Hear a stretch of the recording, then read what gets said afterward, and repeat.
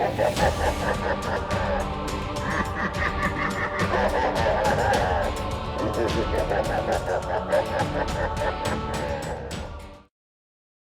everyone, welcome back to Marvel Mania. I'm Captain Logan. And I'm Eric. Today we're going to watch and talk about X-Men First Class. Lee Commencement. Lee Commencement. Should we explain that? No. I'm sure we've explained it somewhere in one of the thousands of videos we've made since I moved here. Yeah, and of course we expect you to watch all of the thousands of the videos. All of the videos. No, we don't. Eric tells me this is his favorite X-Men movie. It is my favorite X-Men film. I don't necessarily think it's the best, and I think sometimes people can't figure that out. That best and favorite are not always... I think Winter Soldier's a better film than probably Civil War and Iron Man 3, but I rank both of them higher. Absolutely. Just because I like them more.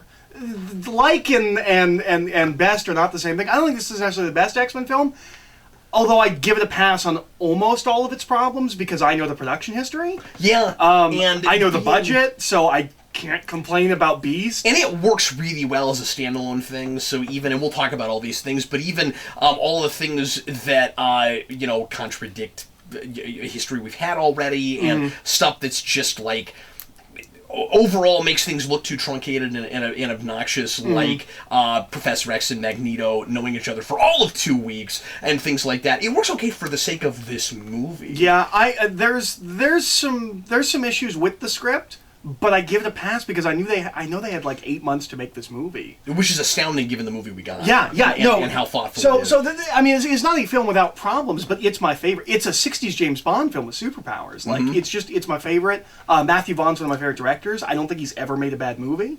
From Layer Cake to that to Kick-Ass to Stardust to Kingsman, like I've liked every movie he's ever made. And it's a distinctly really different kind of X-Men movie than we had before. Yeah, it's a real different kind of flavor, and it is so much more sure of itself than the last couple. Mm-hmm.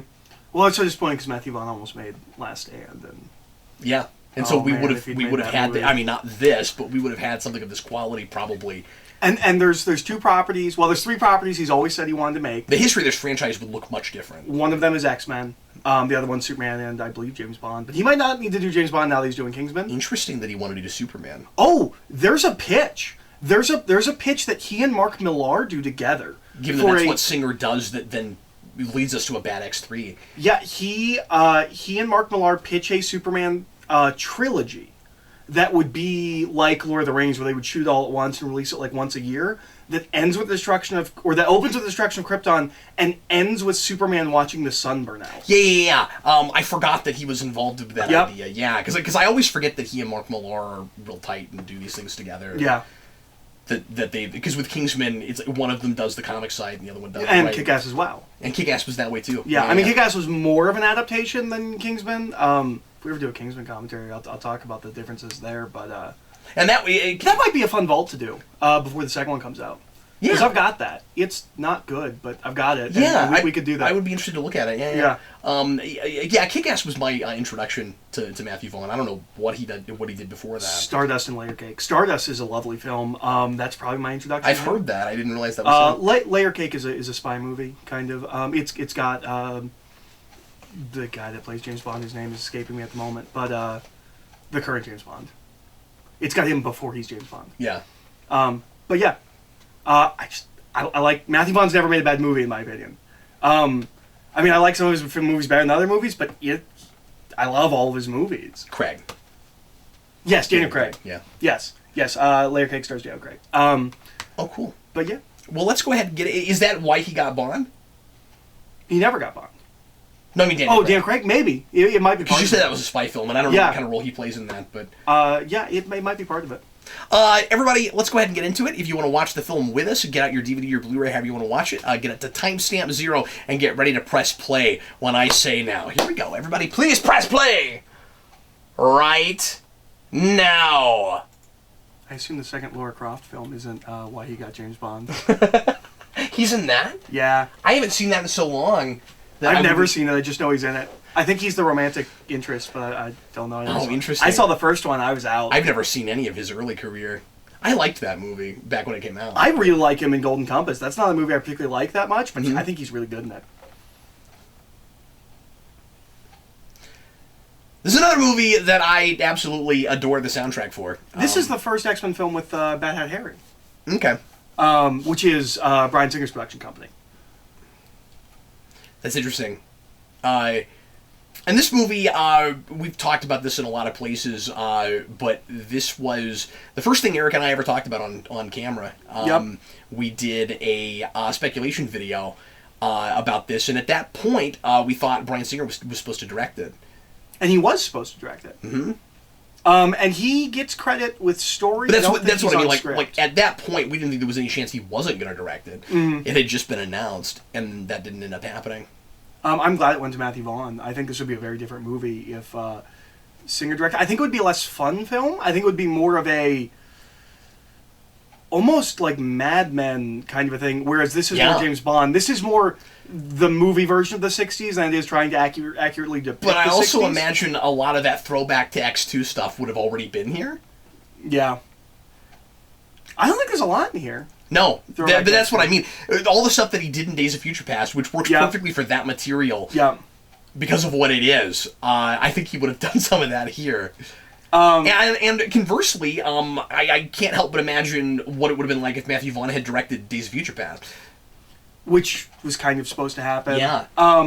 So, I don't think this kid is as good as the kid in X-Men. I don't either, and I wish they had just cut around it. The yell is just different, and it's all... Like, I don't know if it's actually worse, or if I just don't like it because it's different, because I lived with X-Men 1 for so long. I don't feel like there's anything that happens before we get to this... that's important. I have no idea why we reshot that, except that maybe Matthew Vaughn was just thinking, I want it to look like my movie and not like his movie. But the way he shot it is not. He shot it exactly. Different. Well, I imagine the reason that we reshoot it is because we are actually going to use this actor for a scene. That's my guess. That's true, but man, the way it's shot, in the first place, I don't know that anybody would have noticed.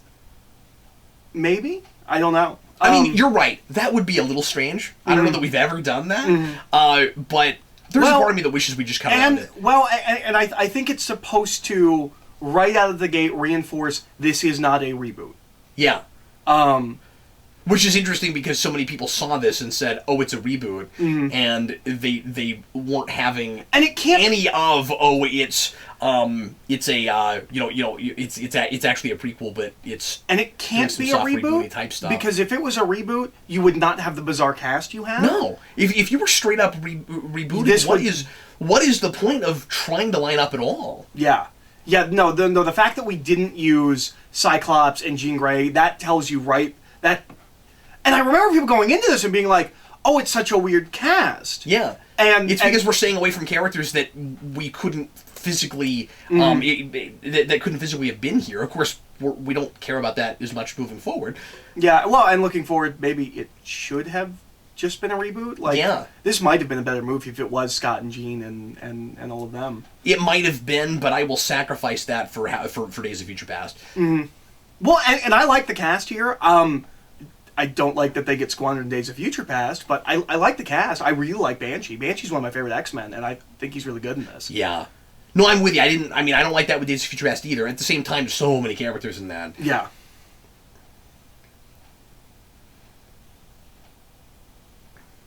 Okay, so... But yeah, if we'd straight up rebooted, I would have never gotten my reunion. Okay, I gotta have Patrick Stewart again. This is not... I don't think we did this on video. I think this is a breakdown you and I had. Okay. He's not British. Mm-mm.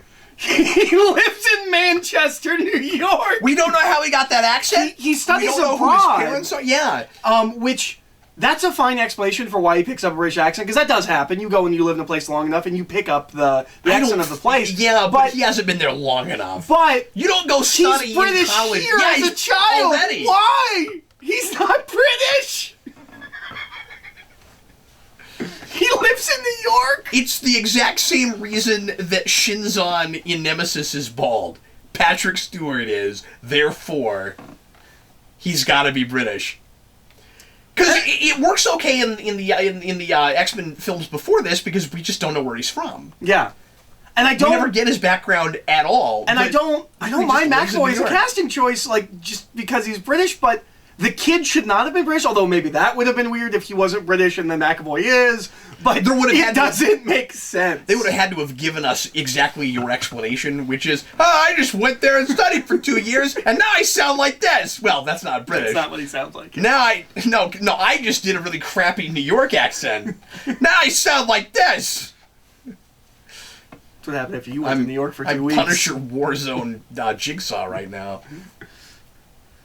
What is that line we made fun of that was in all the trailers?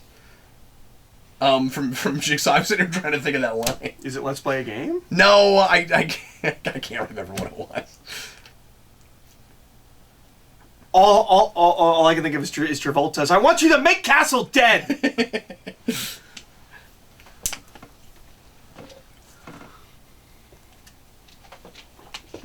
So, I believe Bryan Singer's credited with story, or at least is one of the people credited with story in this, but the script is Matthew Vaughn, Jane Goldman.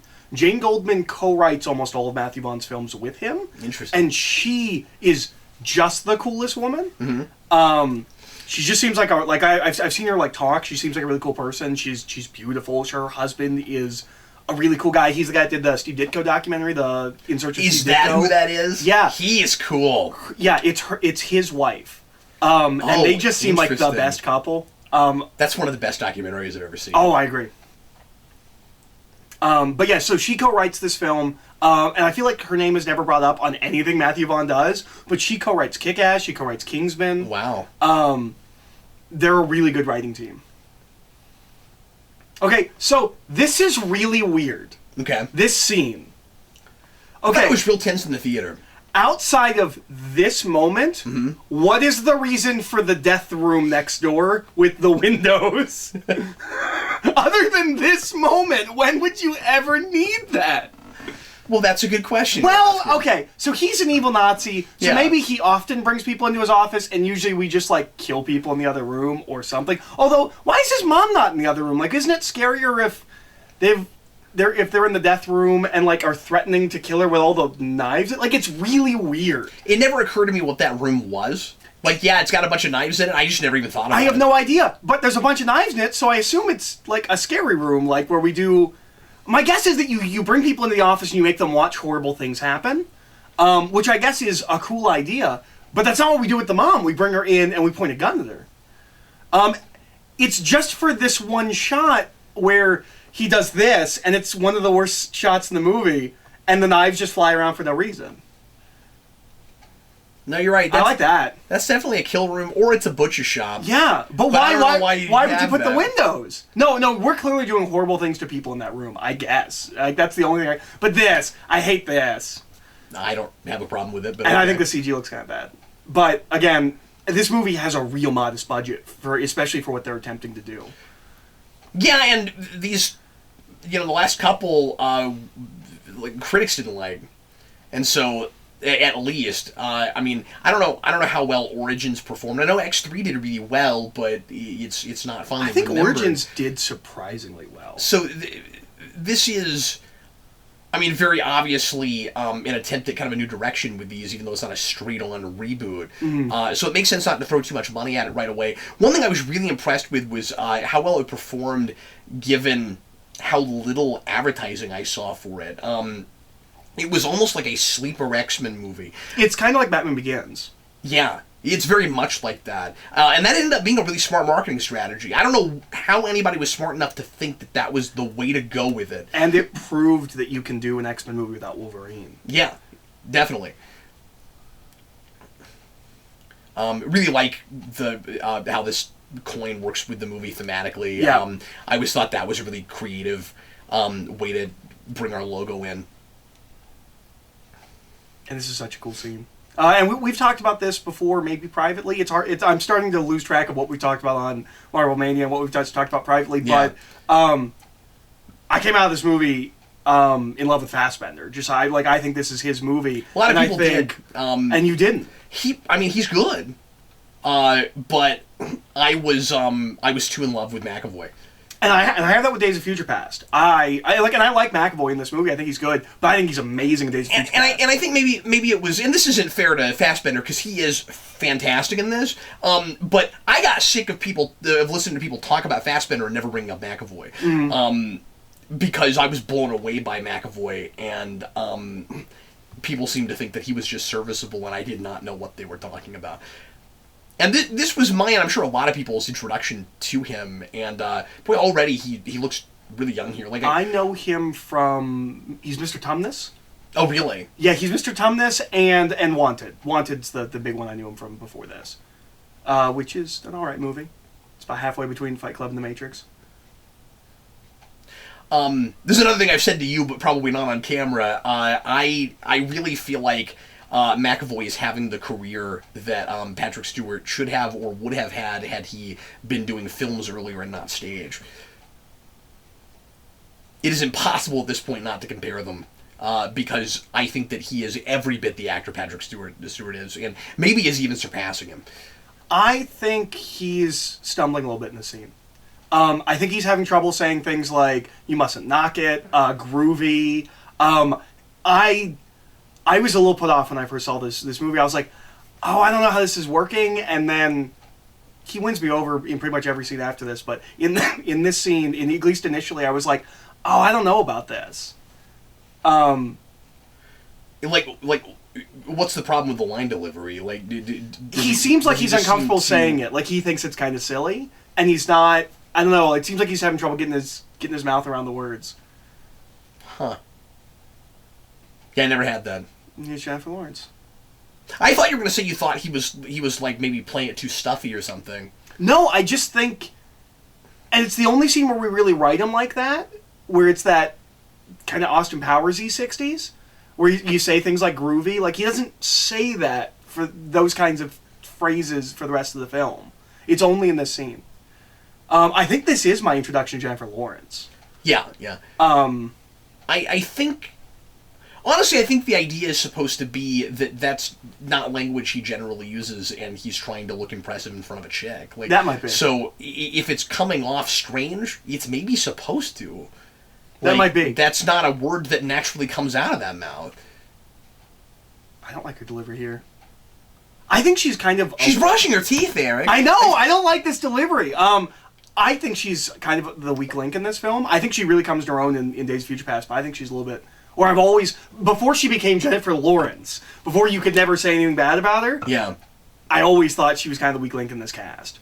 Yeah, it might be because she's uncomfortable in that costume. When I first saw it, I wasn't real sure about her, but I was more distracted by just the choice of putting them together like this. Yeah. I thought that was such a strange idea. It's a really weird choice. And again, it works for these movies really well, but it's the first thing that jumps out at me as an obvious retroactive thing that does not ultimately make sense with the other movies. Mm-hmm. Where, like, and I said this in the rewind for Days of Future Past, unless he just is real closed off about it because it's so personal for him and he doesn't want to talk to anybody about it, it's really weird that it never comes up.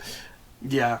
And, like, you can read it that way, and that works okay, I guess, but very clearly they didn't know each other. And, and that, because, like, no matter what you did in these films to drive a wedge between them, yeah, he stays friends with Eric.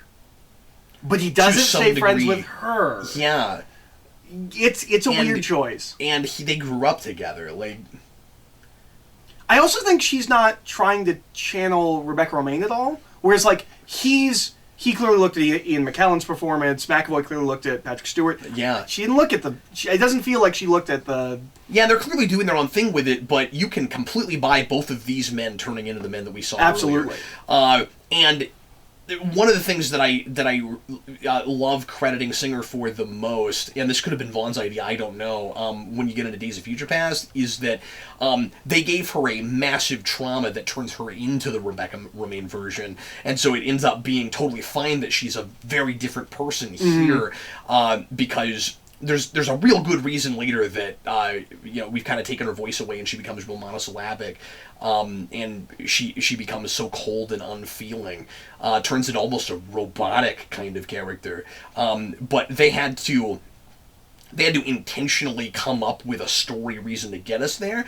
And when you first watch this, you don't know that we're going to get that. And so it seems much more counterintuitive first time around with this movie than it does now after I've had Days of Future Past. Yeah. He says he wants Klaus Schmidt, which I want to say I had some kind of reaction to when I saw this, because, or maybe had a reaction to in Captain America, because Red Skull is only referred to as like Johann Schmidt. Right. And he's Schmidt, and I don't know, it's weird to hear the name Schmidt in a different Marvel film. I can see why you're saying that. That is such a common last name in Germany. I know it is, but it's the root of Smith, right? I think so. And so I imagine, and Smith is one of the top 3 last names in America. So yeah, I imagine nobody even thought of Red Skull when they wrote that. Probably not. It's jumping out to me now. I don't know if it jumped out to me at the time. This is a weird choice. I like her in this movie quite a bit. Yeah, me too. It's weird when she comes back in Apocalypse, and we'll get to that. Yes, but we have to basically pretend like she wasn't an X3 at all. Yeah, and that's fine. Yeah. Because these movies, on the whole, just kind of ignore X3 a little bit. Mm-hmm. They ignore Origins a lot. And I want to say there's an interview that Matthew Vaughn did in the lead up to this film. I know he talks about watching James Bond films, specifically Thunderball. He's like, I've been watching a lot of Thunderball. But I think he said, yeah, I've gone back to X1 and 2 quite a bit, X3 not so much, in research for the film. So she's the one big thing I give this movie a pass on almost everything else. Emma Frost is the one thing I don't give the pass on. Yeah. I love Emma Frost as a character. She is one of my favorite X-Men. This isn't Emma Frost. Emma Frost is stuck up, and she's high class, and she's really snobby.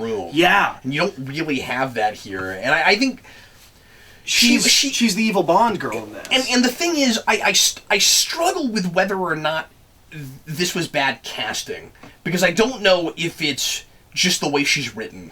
I think it is. I kind of, you think it's bad casting? No. I think it's a nothing part. I think she might have been able to pull off real Emma Frost. As in the performance? Yeah, I do. I don't think I'm not totally sure, but it feels like she's basically, I mean, it's not the same part at all, but she's playing this role not all that different in mannerisms and stuff from how she plays her character in Mad Men. I mean, when she's not pretending to just be a nothing housewife, because that's a real layered character. You've seen some of Mad Men. Yeah. But it feels like she was cast in this because she's used to playing in period late 50s, early 60s. And interestingly, Mad Men gets to this year. And so what she's doing is not that far and away, except it's a little bit more sinister in the face. But I feel like if we wrote real Emma Frost and we handed her some comics, she might have been able to pull that off. Yeah, I'm not sure what exactly goes wrong. I think she looks the part. Yeah, she looks great. But she doesn't have any lines that are Emma Frosty. And she doesn't have a lot of lines. She's another somewhat monosyllabic hench person in an X-Men movie. Azazel is as well. And but that's more okay. Like, who cares about Azazel? Yeah.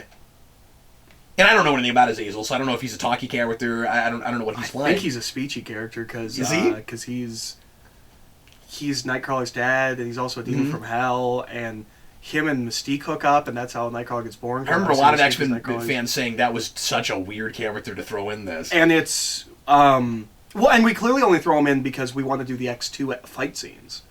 Yeah, you're right. That's what we do with Azazel. And we never have any sense of whether or not he's actually Nightcrawler's father. Yeah. But he has to be because they look too similar. It's weird, Unless there's this, like, really rare mutant gene that makes you look like that. And there's, like, 5 people on the planet that are going to get that.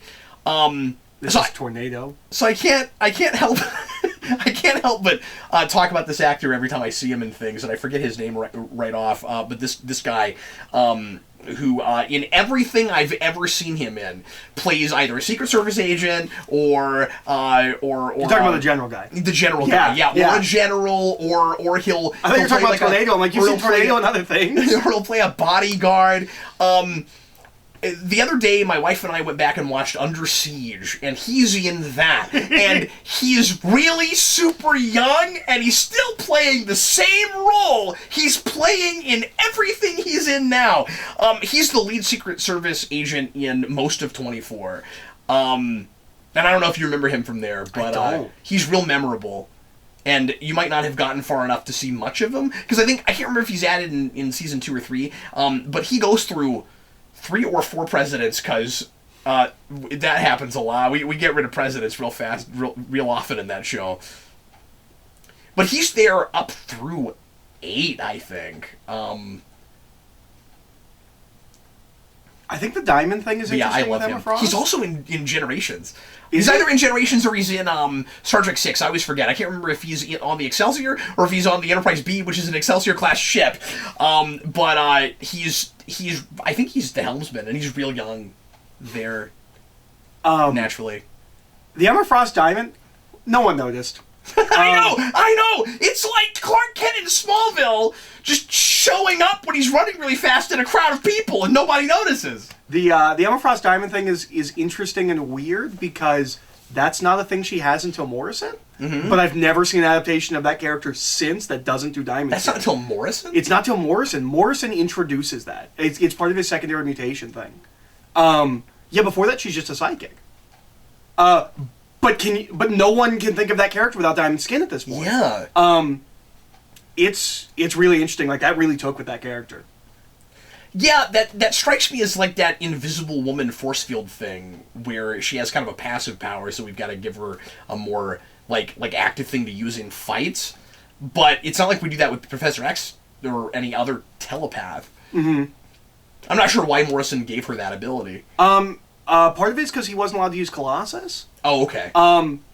I forget. It's part of his whole thing about secondary mutations that some people get mutations again.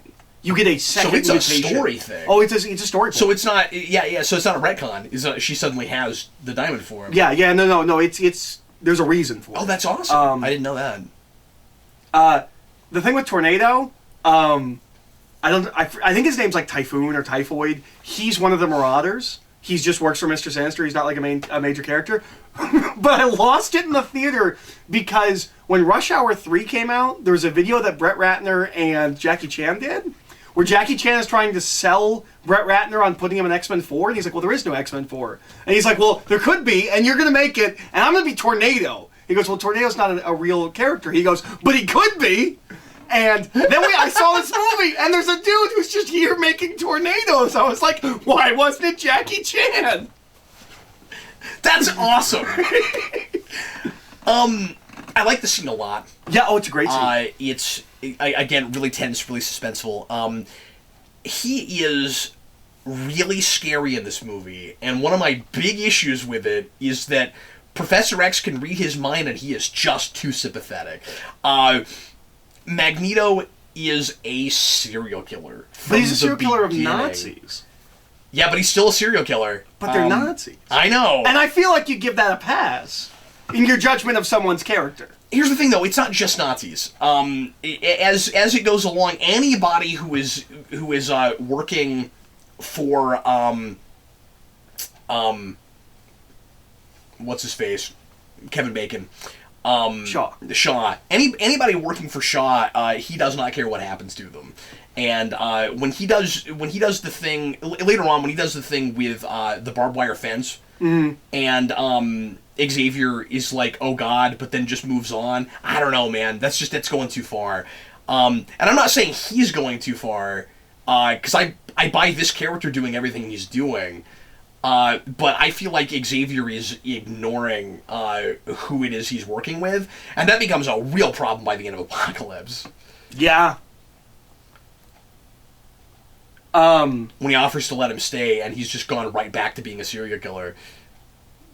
he's going to, or he's already referred to himself as Frankenstein's monster. Yeah. If you want a dissertation on that line, Steve has done a 20-minute video Yes, he does. on just Yes, that he line. has. So go over to Steve Bax's channel and watch his 20-minute video on that line, and it's a good video. I haven't watched that yet. Oh, it's good. I like it. There it is. I'm not going to say any of his points because they're over my head, but made sense while I was watching the video. So, we haven't talked about Kevin Bacon at all. I think he's great in this. Yeah. And I think if he hadn't been in this, he would have ended up as a Marvel villain. Or maybe a hero. He has the kind of career that Marvel cultivates. Yeah. But he's wonderful in this. I really like his Shaw. When he was first announced, I was really surprised that they went to an actor of that caliber and that's been around and done as many movies as he has. Mm-hmm. We weren't doing that as much with superhero movies, and now we've done that a million times with the Marvel films. Well, and it is kind of the Marvel, the more current Marvel method of we got a bunch of young, building their career actors, and then we got a name for the villain. Mm-hmm. And that is actually kind of a tradition in superhero movies. Going back to Nicholson. That's Batman, yeah. Well, and that's even Superman. Yeah, you're right. I mean, that's a tradition going all the way back. But like Marvel's been doing this with these veteran actors that they sometimes will keep around, and it's not always with villains. I mean, we did it with Ant-Man. Yeah. With Pym. Yeah. Who I am assuming we'll see again. I assume in Ant-Man and the Wasp. Yeah. Yeah, because they got to flesh out that whole backstory, I would assume. Ant-Man and the Wasp will be about both sets of Ant-Man and the Wasp. Yeah. Could be a parallel storyline kind of a thing. Mm-hmm. I was really concerned before this movie came out that they were going to do a partying, almost anti-intellectual Professor X that becomes more responsible as the movie goes along, and then we kind of sort of get that version of Days of Future Past for a really good reason. Mm-hmm. But we get to see him play what I thought he was going to do in this, and I was really glad that we didn't go superficial with that.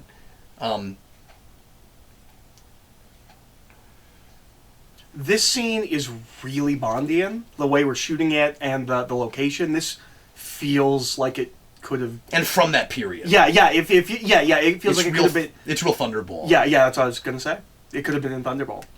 And I know you mentioned Thunderball earlier, but that's the only one I know from this period. And it just reminds me a little bit of Thunderball. One day we will have to watch From Russia with Love because it's my favorite. So I'm not trying to rip off your point, but that's the only 60s Bond movie I know. Yeah. And it there's clearly Thunderball influence in this film. The effect here with the grenade blowing up in his hands is cool. I love it. It's a good way of... In the comics, we don't do this, but it's easier to explain with just panels. Yeah. Where, he just absorbs kinetic energy, and that's whatever. But to physically do it, it's really cool. And the 4 or 6 arms thing is what we would do in a panel. Yeah, it would be moving like that. And you could tell that that's supposed to be kinetic movement. Mm-hmm. And I feel like it obviously sort of looks like he just has 4 arms, but I think you can tell what it's supposed to be. Mm-hmm. That it's moving so fast. I think is the idea that it's moving so fast we can see it all almost like it's simultaneous. And I think that's a really cool way to introduce what his power is, because he's been a presence and he's really scary up to this point, but we don't actually know what he can do. Mm-hmm. And I don't know that... I forget because we've been talking over it and it's been a while since I've seen this, but does the audience know he's a mutant until that point? I don't know. We know that I think you're supposed to think it's possible that he's just a guy that's controlling mutants. Yeah. Kind of like X2. Yeah, like Stryker. And it's he is a mutant too? Yeah. I think, but I knew from the get-go, it's hard for me to gauge things like exactly, that. Exactly, yeah. And I did too, but I really like the idea that he, just pretends like there's a Elder Striker. Yeah. No, it's not nice. You should just go find him and kill him now, because that's You'll save yourself a lot of pain and a suffering. lot. Yeah, and you'll save him some suffering too, because you won't have to watch his wife, drill her own head in with a power drill. But How else was she gonna stop that? But yeah, Shaw is such a fascinating idea, because he's an opportunist that, like a lot of Nazis were, including Hitler himself, is a complete hypocrite, and is going after the very people that he Well, and he kind of says up front like. that he doesn't care about the Nazi principles. It's just they're the winners. Exactly. Yep. Oliver Platt's here for no reason, and I love that Oliver Platt's here. I love Oliver Platt in things. He's barely in this movie. I don't know why we cast him. I like him. I like him in Three Musketeers and Flatliners. Sometimes I forgot he was in Flatliners. So sometimes, well, and you know what? He might be here because Kevin Bacon's here. Yeah, that could be. Although he hasn't had the career I would think he would have. Like, I don't feel like Oliver Platt's really utilized in the past decade. Yeah. He was all over the 90s. So maybe this is the best he could do right now, but I've always really liked him. Yeah, it might just be a coincidence, but it's possible that was a suggestion from Kevin Bacon.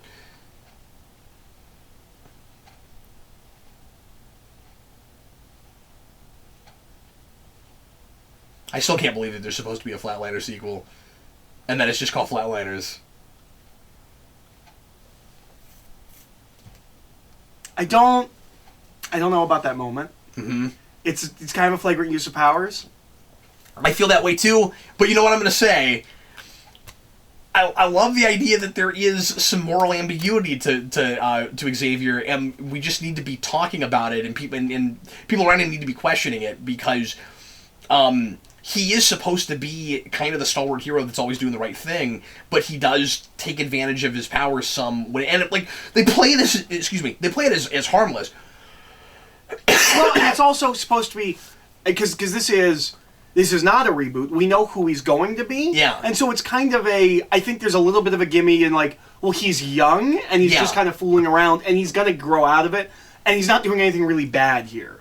So we're just supposed to, laugh. Yeah. And the problem is, for me, with what I said earlier, and not everybody has this, but that starts to be more glaring when I'm questioning how much he's ignoring about things Magneto's doing. The fact that we have that combined with get in the car, that makes that more morally questionable to me.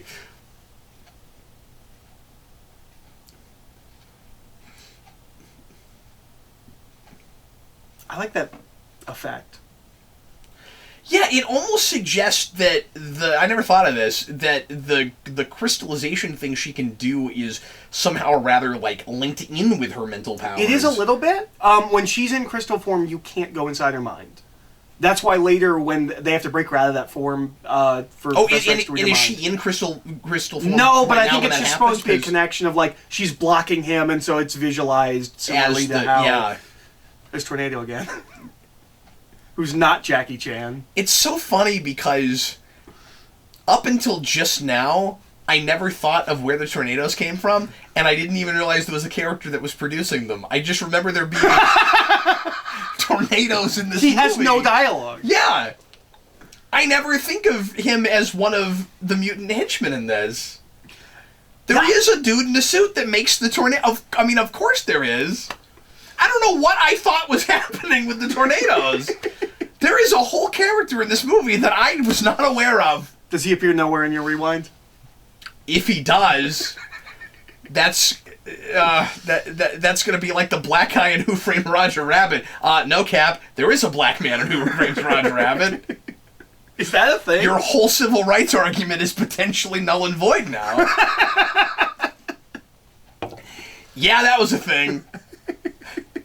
I had this whole thing about how the tunes were maybe supposed to represent black people before the civil rights movement, and isn't it interesting that there are no black people in the movie? And then I'm using a screenshot as I'm saying that with a black man standing in the background, and I made fun of myself for that later on. There is I did the No Prize there is video. a weird thing with Zemeckis and Black History. Oh, really? Yeah. It's a thing that I don't think it's intentional or even subconscious. I think I'm still right about the civil rights thing, but there is an African American in that movie. It's just unfortunate. In Back to the Future, we go back in time, and one black character, we seem to suggest becomes mayor because Marty gives him the idea, and the other one, he writes Johnny Be Good. Like, I know it's a time circle thing. He would have still been mayor, though. The way the time travel works in that, yeah, because it's not like Marty always went back in time. So like, you have to give it that it's still of his own accord. It's not like Marty always planted that. But it also plays like Marty creates blues, and that's weird. Yeah. And then when you go to none of that is intentional. I no, don't think, though. no. But the problem is, I never thought of that. Okay, where did you get that? Someone told you this, right? There's a crack video that points this out. But the problem is, it also shows up in Forrest Gump. And a number of things that we say Forrest Gump did in real life are done by black people. But we made a bunch of it Forrest Gump. I feel like an idiot. Zemeckis made Forrest Gump? Zemeckis made Forrest Gump. I didn't know that. Yep. Anyway, so yeah. Lee Commencement. It's a very Prague. Meanwhile, at the covert CIA research base. It looks like a Prague building. It does. It's very Prague-y. Prague the place, not the kind of metal music. Just in case anyone. I forgot that was a genre. Did it come from Prague? I don't think so. No. Okay. No, because it's short for progressive. Oh. I think it's progressive. Is that what Prague is? Progressive? Yeah, it's progressive rock, progressive metal, something like that. Because like Dragon Force is that. It's that real scaly kind of music. Yeah. Where, like, it's always building. I don't generally like that. I like it okay. It's not something I put on, but like I don't hate it when it's on. It also looks exactly like the plane that we're going to use in 40 years. Yeah. It will still be the most advanced plane. Yeah, it was way ahead of its time.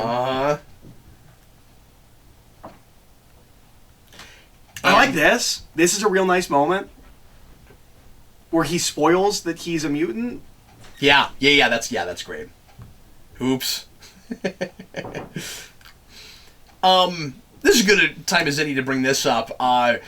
The question I always ask myself with Xavier, and going back and doing a prequel, we're still not really dealing with it, is if so many of these other mutants need help in figuring out how to control their powers, how did Xavier figure it out so easily? Especially given that he is one of the most powerful mutants on the planet. Yeah, and that he would hear everyone's thoughts in his head. Yeah, we might have already talked about this a little bit with the previous movies, but actually, that is a big question I always ask. And now we've got a Legion TV show on, and you've really got to ask that question, because he's having a real tough time with it. Have you watched that yet?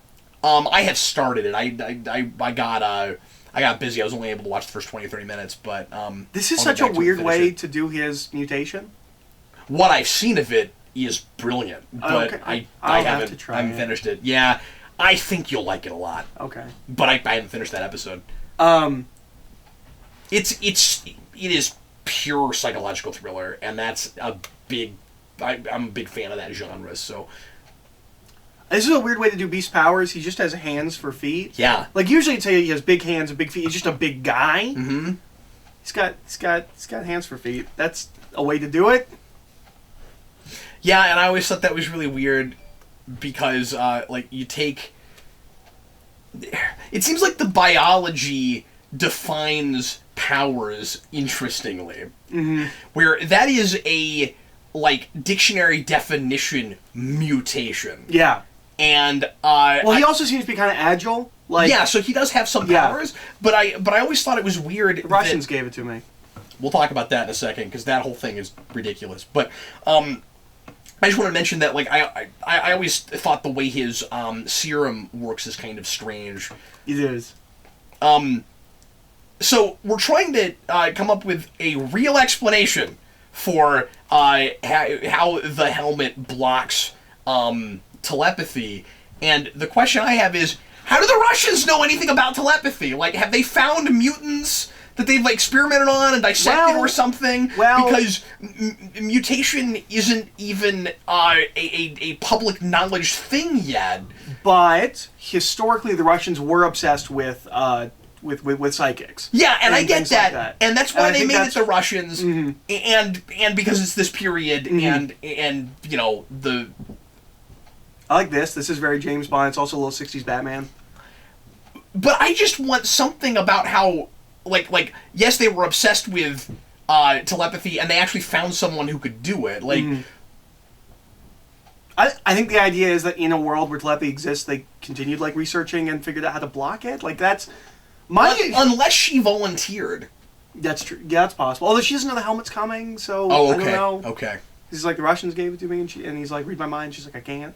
Now, I don't guess I totally mind the helmet coming from Shaw and not from Magneto, because I mean, it's a little weird because in X-Men 1 we have that line where he says, well, how would he know how to block the signal? And he's like, well, he helped me build it, and neither of those things are true. No, he's not talking about that. He helped me build it is Cerebro. Yeah, and he goes, I can't find why, because Wolverine says, why don't you just use this to find him? He goes, right. I can't. He found a way to block it. And he goes, how do you know how to do that? Well, he helped me build it. He neither helped build Cerebro nor would know how to block Cerebro. It's possible that I'll give it that. It's possible that over the years he's learned more about it and could figure out how to block it. But the real problem with that, now that you bring it up and my memory is refreshed, is when he says he found a way to block it, that kind of suggests that the helmet is new, not that it goes all the way back this far. That's the problem with that. Yeah. Oh, he found a way. Maybe the way is the helmet that he's always had. Right? Found a way is different from, well, he's got a way. See? So, no, that's the problem with it. We kind of lose a possible moment. This is weird that this is a love triangle. I know, it is He's weird. so much older. But I like them, I like them together. I think that Beast and Mystique, that whole thing works. I have a whole thing in the Rewind about how they're both blue. But I'm not saying that's the reason it works, but, and I like the reason it doesn't work out ultimately. That everybody is really clearly defined in this, what their motivations are, where those come from, why they have the worldviews they have, and this is the best up to this point that these movies have managed in juggling a large cast of characters. Oh, absolutely. It is fantastic as an ensemble cast movie. Are there characters that get shafted? Yeah. But it's less about screen time and more about just getting rid of certain people so that we can thin the herd out. The biggest problem is Darwin. And not everybody has a character arc, but there are enough characters that do that it becomes an ensemble cast movie before it's just a dual protagonist movie. Mystique is a protagonist, and Hank is a protagonist, and so I guess it's 4 before it's anything. Yeah. Well, and I guess Shaw's an antagonist. Yeah, it is an antagonist. Because he has a strong motivation and oh yeah, sure, characterization. Yeah. He's a real sympathetic antagonist. But I'm just talking about is this a dual protagonist movie or is it an ensemble piece? I think it's ultimately an ensemble piece. We wasted this moment that we could have used with Emma when he tells her to go get ice, and she has this face, but that is a really Shaw and Emma scene, but we don't actually go into it. First of all, I mean, in the comics, he gets her off the street. She's a streetwalker. Everything about Emma Frost is fake. She made herself the perfect body through science. She doesn't actually look like that. She wants to look as good as she looks, and she knows that she looks good as she looks because she made herself look that way. And she doesn't like being subservient to people. And we don't have any of that in this scene. There's not a moment where she tries to fight back, and he's like, "I'll put you back on the street corner. I found you." There's a moment. There's a scene specifically for that moment, and we don't use it. They could tell us something about her. Yeah, she just kind of has this look of I don't like that you tell me to go get you ice. Mm-hmm. And again, it's just the Mad Men thing. Mm-hmm. It's just the unfair gender role thing. Mm-hmm. It's also the sexy Bond villainess thing. That's a good point. That's really the role she serves in this film, and probably what he thought of her when he was making this movie was, well, she's the sexy Bond girl, or she's the evil Bond girl. Also, not only is it weird that a younger version of her shows up in Origins, and that would have happened after this, but it's also the previous X-Men film. And she's also... And I know we're ignoring that, but isn't that weird that Emma Frost... Have you ever thought about that? Emma Frost shows up in 2 consecutive X-Men movies that take place in different time periods, and she's the reverse... She's aging backwards. And she's also just a regular person in that. Yeah. She has no sense of style in that movie. She's just, like, in jogging clothes. But I never put together, they're back to back. Yeah. That's weird. So, the line about shaving his head is okay. I want to say there's, like, 2 more lines about shaving his head, and that's just unnecessary. It's going a little far. The big one is the one at the end where she's like, you better be careful, you're going to lose your hair. That might be the only other one, but yeah, I didn't need that, and it especially becomes problematic when we get to Apocalypse, and I just absolutely abhor the way he loses his hair. The fact that he loses his hair. So, we have gone backwards with the effect for Cerebro. Yeah. We are not doing... We have gone back to the effect from the first film, which is the black and white people, and then the colored people being the mutants. It's really cool that we thought to do that. Yeah, because in X2 we go back to the star map, or we create the star map thing, and that's how we do it. We pull the people from the map. Yeah, and it would be really easy to say that between those 2 movies we've just advanced the technology. Mm-hmm. So she is from Grant Morrison's X-Men run. Have you ever seen this actress in anything else? Yeah, that's Lenny Kravitz's daughter. Oh, yeah. You told me that. She's in. Because I feel like I've seen her in other things coming out. I was like, oh, that's Lenny Kravitz's daughter. Maybe she's in like a Batman. She's in something that like we were looking at the cast. I'm like, oh, that's Zoe Kravitz. Okay. But outside of this, I don't know if I've seen her in a lot of things. Like I think I've seen her show up here and there. It's weird to have 2 characters named Angel. And she's got there's a I did not know this character existed, but I had that with a lot of mutants in this movie. There is an add-on to that name in Morrison's run. I forget what she ends up calling her, but she's like Angel Chavez or like something like that. I don't think it's Chavez because that's Miss America Chavez, but it's something like that. It's like Angel something. One thing I really appreciate in that scene where they're in that lounge with her is she unstraps the back and then they shoot her from the front again to let you know that she's not topless. Mm-hmm. And I kind of appreciate that they did that. I feel like I've seen that guy in a lot of things. Although I don't know if it would have been bad, given what her job is, to imply that she was topless. And yeah, I don't think maybe so. that would have... Actually, the more I'm thinking about it, it almost would have made that line more effective at the end of that scene when Xavier says, how would you like a job where you can keep your clothes on? Maybe they should have shot it that way, actually. These fish look awful, but I love this as an introduction to Banshee. Oh, you're right! Wow, that is pretty bad.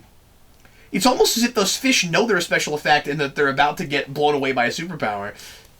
I really like this introduction to Banshee. I like Banshee in this. The only problem with him is that he does not have a Scottish accent. Because he's got a real thick Scottish accent. That is not the first time. No. Here's the Wolverine cameo. Yep, and where we begin the tradition of saying the F-bomb. Why does that have to be a tradition? I don't know. Well, what I like here, because we use it here... And I don't have a problem with it here. I also think that this is a more adult movie than these have ever been, and I question taking kids under the age of 12 or 13 at all. I agree. The coin through the head thing, I don't think it's gratuitous. I think... But it's intense. But it is real intense. And I feel like from that opening scene, not the one that is the same from X-Men, but with his mother dying and the scrunching the heads, especially with the helmets, we're right away letting the audience know that this is a more intense, mature movie than these have ever been. Mm-hmm. And I like that Days of Future Past, it's a callback, but it's actually wrong. Yeah, right. And I don't know if that's realistic or a mistake. Because realistically, he wouldn't remember exactly what was said 10 years I'm having before. the same thing you're having that you mentioned earlier, where you're bringing up a lot of things you and I have talked about before, and I cannot decide some of the time if we've done this on video or not. So Lincoln's obvious, but I don't care. Yeah. playing chess. I'm sorry, were you going to say that? Well, yeah, I was going to say playing chess in the Lincoln Monument. It's real obvious.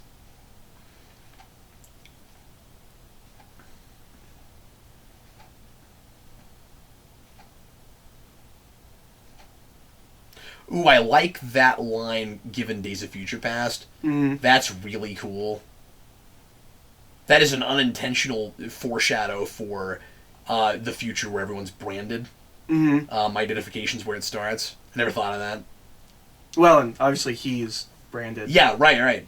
But that like there is truth to his argument, and he is to some degree right, and that what he thinks is going to happen will happen. And Xavier might ultimately be just too idealistic, and what he wants can't be. This is one of the big scenes that I feel like would be ironed out in a further draft if they had more time. I don't like this scene, or I don't like the idea that this is where all the names come from. I don't either. It really feels like this would not be there in the actual final draft of this movie, but they didn't have enough time. Am I wrong? Because we had this conversation the other day. Now we're looking at him. Darwin should be a demon in something, or he probably has been a demon in something. He's just got that look about him. I guess. He might have been in Constantine. I don't know.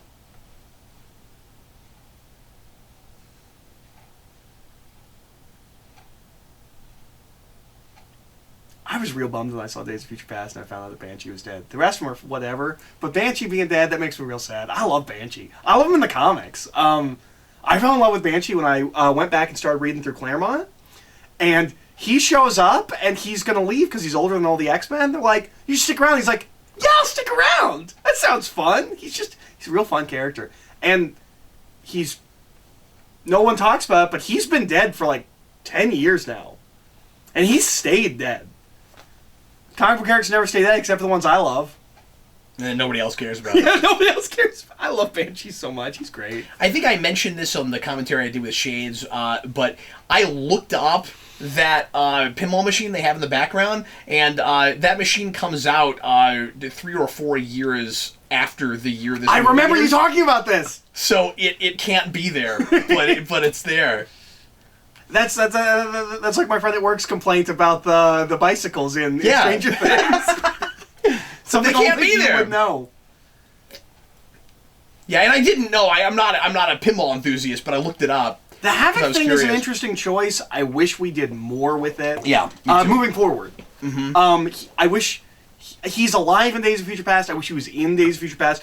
So it meant more when we got to Apocalypse that he brings his brother. And that we kill him off there. Yeah. Because we did that real hurried. He also is the in a weird way he ends up sharing a similar fate to Cyclops if you think about it. And he's the biggest character I have an issue with when we get to Apocalypse. Where I'm like, no, you haven't aged 20 years. You've aged 5. You look 26. Yeah, but McAvoy is real problematic. He is, but in that movie too. It doesn't bother me as much as Havoc for some reason. Like, when I saw Apocalypse, because I didn't have a problem with Days of Future Past, and, like, I kind of have a problem with it in Apocalypse, but for some reason when Havoc showed up, I'm like, you haven't aged a day in 20 years! And because he looks like a kid. Trying. Yeah. At that point, I mean, how often do we, in a TV show, like, recast... This feels more modern. Just how they're acting. Yeah, I thought that about some of the dialogue in the previous scene. Sorry, but you were talking about Havoc. How often in a TV show and even in movies too, will we, like, for a flashback, for someone who is, like, in their 40s, recast for when they're in their 20s, even, and, like, Havoc, by the time you get to Apocalypse, he should have been recast. He's not a major character. And I hate saying that, I like the actor a lot, but, like, he's way too young. He was barely in Days of Future Past. Like, no one would have noticed. This Sting is the theme for the first X-Men movie, and it's the only other place they ever bring it back. It's really cool that got worked into the score there. And I think they did it just because it's an overhead grass shot, Because when we introduce the mansion in the first movie, we do that, and it seems like every time we have a real high-up overhead shot of a lot of grass, you get that sting. I explicitly dislike that that's how Magneto gets his name.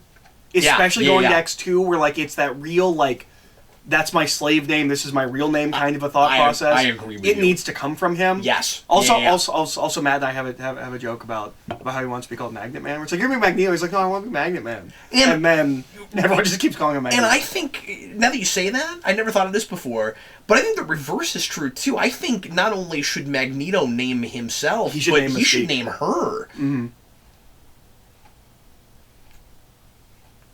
Yeah, I don't like especially that scene, and so I think much that's a scene that would have been ironed out in later drafts. Yeah, so much of her identity and how she sees herself ends up coming from him. There's that music again from X1. We're still doing it. It's an overhead crash shot. But anyway. When I think X1, I think overhead crash shots. Well, I never thought of it until they went back and did it again finally. But it is cool how much this movie has affinity for that previous material, and given that we are kind of starting over, it's neat to go back to X1 a little bit. Mm-hmm. It's weird the things that we are really continuous about and the things that we don't care about. You know, totally, we nail it. Mm-hmm. It's great.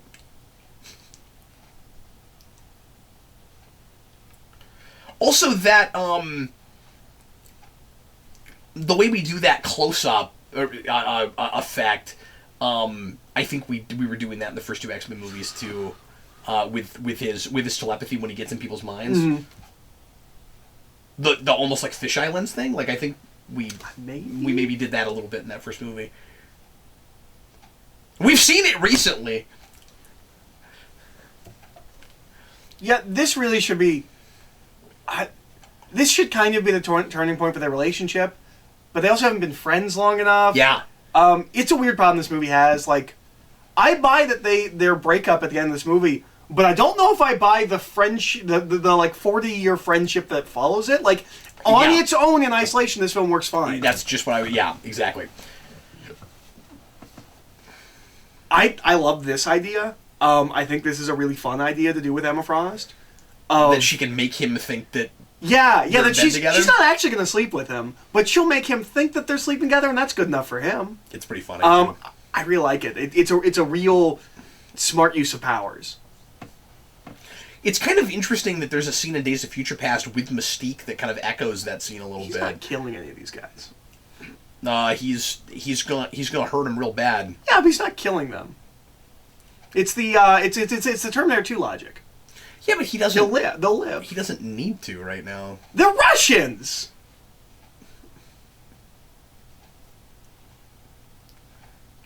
Right now, this entire country is rife with the Red Scare, and he's already not crazy about Nazis. Yeah, but look, like, this is just sadistic.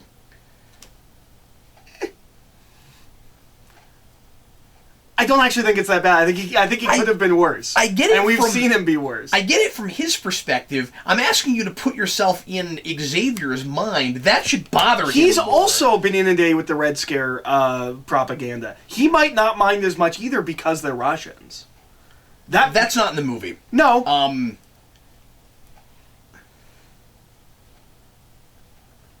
This guy's in this movie for like 6 seconds, but I really like this reaction where he realizes what's going on. And yes, like, the people that he maims and that he and that he kills are all the enemy. I get what you're saying. Mm-hmm. But I still say it's much more that he's already to a place where he hates humanity and he thinks that well, and it could also the be future. And of course, he's still going to say that like he always does later. And I just feel like Xavier should see the writing on the wall much earlier than he does. That at the very, very least, they are not on the same page. I've talked about this at length. I love the line at the end, the exchange of "We want the same thing." No, my friend, we do not.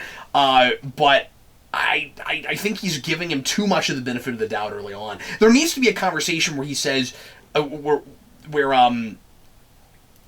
he's down on him a little bit about his being a killer. Okay. You know, if you're gonna help me open the school, you can't kill people. I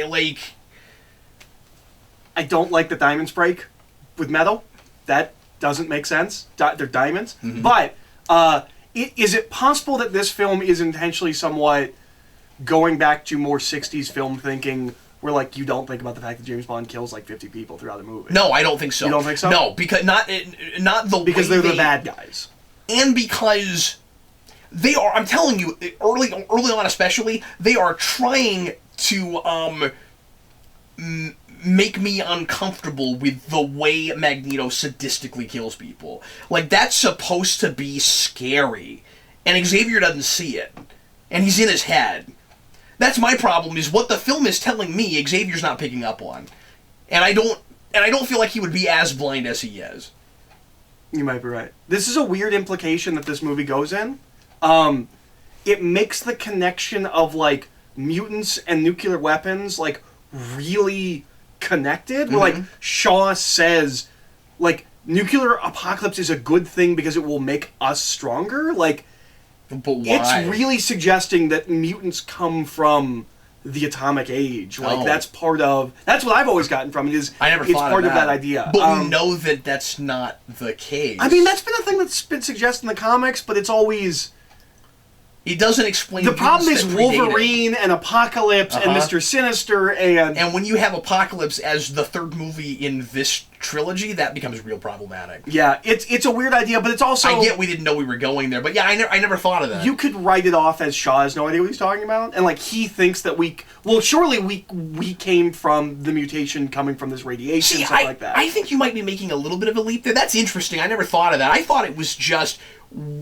Mutants on the whole are stronger, so we can survive it, and humans can't. That might be. I thought that's all it was. But I thought it was making a real connection between nukes and radiation and mutation. It would be cool if you were to start over, or you started from that place and make it like a Godzilla thing.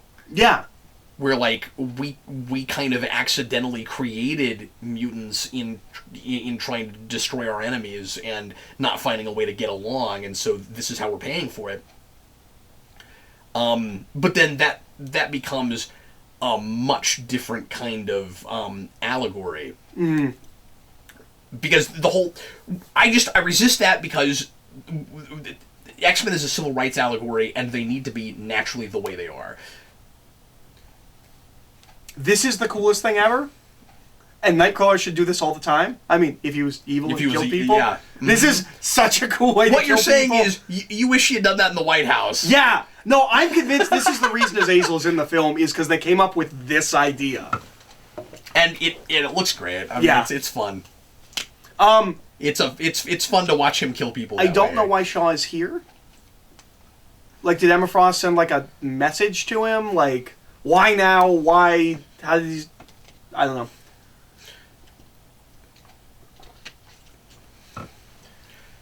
Yeah, I never questioned that before, but I don't. And it also might be because we're not fully paying attention. Yeah. But I want to say in previous viewings I've been like, I don't know why he shows up in specific this plot moment. point things like that, I don't want to question too much when I'm talking over a thing, unless it's a thing that I've always wondered about and talking. Like, is that a thing that is a thing that I want to say I've noticed before? Okay, where I'm like, I don't sure. actually know why he shows up. It's so cool. You know, it's nice you're that right. none He of has so much presence. It's nice that none of this affects the helmet at all, or his clothes. Well, it's fireproof and bulletproof and even bazooka-proof. But none of that actually hits it. I mean, like... That's true, he's doing his thing. It doesn't affect his clothes either, so clearly, if, the helmet doesn't necessarily have to deflect anything. This is cool. Yeah, that actually looks really good. Yeah. I like the... I don't know if Shaw's powers ever actually I like how used this nonchalant he way. is about it, like almost as if he knew he was going to do that. I don't know if Shaw's powers actually used this way in the comics. I think most of the time it's just physical, like he gets stronger. I don't know if he gets like hit with Cyclops Optic Blast and then can like do something like that, but it's cool. It's consistent within this movie. It doesn't matter if it lines up the comics. But I'm not sure if that's a... Wouldn't it be cool... Or wouldn't he be more menacing if his powers did this? Or if I'm just misremembering... I also like how super insanely powerful he is. For a couple of reasons. First of all, you keep seeing him do bigger and bigger things as the movie goes along, and you don't know what the extent of his powers are, and he holds it back, and he's in a world where people don't know about mutants, and so he's not showing off all the time. And so it's just a good escalation.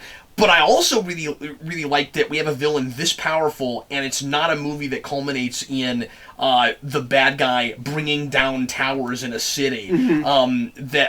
It's not like the Cuban Missile Crisis is a small thing, but boy, relative to superhero movies, and like it's an isolated incident. It's an incident that people don't really understand what exactly happened there in this movie. Like I really like that it culminates in something relatively small, and of course that the big climactic scene with him is entirely personal and about one other person.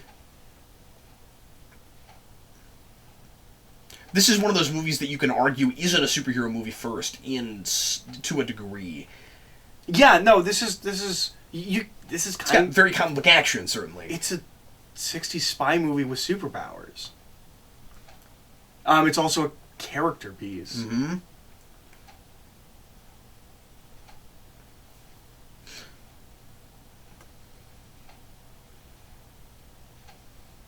And I talked in the Rewind about how he's a proto-Magneto, and that, and it's obvious that by the end, Magneto is kind of adopting some ideas. And I love that he says, "I agree with you." Yeah, but I like that he's not just Magneto before Magneto.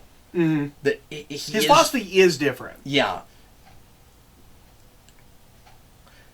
Because Magneto's not the same kind of might makes right. It is very much an us or them thing. I like her leaving. I think with her background, it makes sense. Yeah. Because when we get very little of her. I mean, well, and yeah, but like you can kind of infer, like when we go and meet her, sure, she's not happy with her position in life, or that she's ended up there. Like, yeah, that's as organic as it can be with the 5.5 seconds she's been on screen. This is not great, but we're gonna do the Darwin. No, he shouldn't have even been here if we're gonna. I keep waiting for him to come back. I guess this is yeah. I guess this is just here, for him to demonstrate that he's willing to kill mutants. That it's serious, like for the audience, like people can die in this movie. I don't know. I like Darwin as a character in the comics. I don't know why we bring him in and then kill him. And then, of course... Other than to be like, oh, it's for serious. And it weirdly has less weight when off-screen most of the rest of them die. Yeah. When we get to Days of Future Past. Yeah. And I don't get why he died. Like, that's the question everyone asks. Less weighty because everyone does die. It's not just that people, oh, we might kill characters off. But I guess you have that thing of, it's a prequel, so if they're not dead, where are they? What are they doing later? We weren't able to use characters that become the teachers in the school, so that's part of why we do that, I think. So we create expendable characters for the express purpose of... But then kill them in the second film, make it your Empire Strikes Back? I totally agree with you. I mean, that makes Days of Future Past 3 hours long at that point, but I don't care, because it's great. And I would have loved that scene. But, Do you think it would? And I mean, that's another movie. But do you think we might have appreciated that more if we saw it in flashback, like the experimentation and stuff?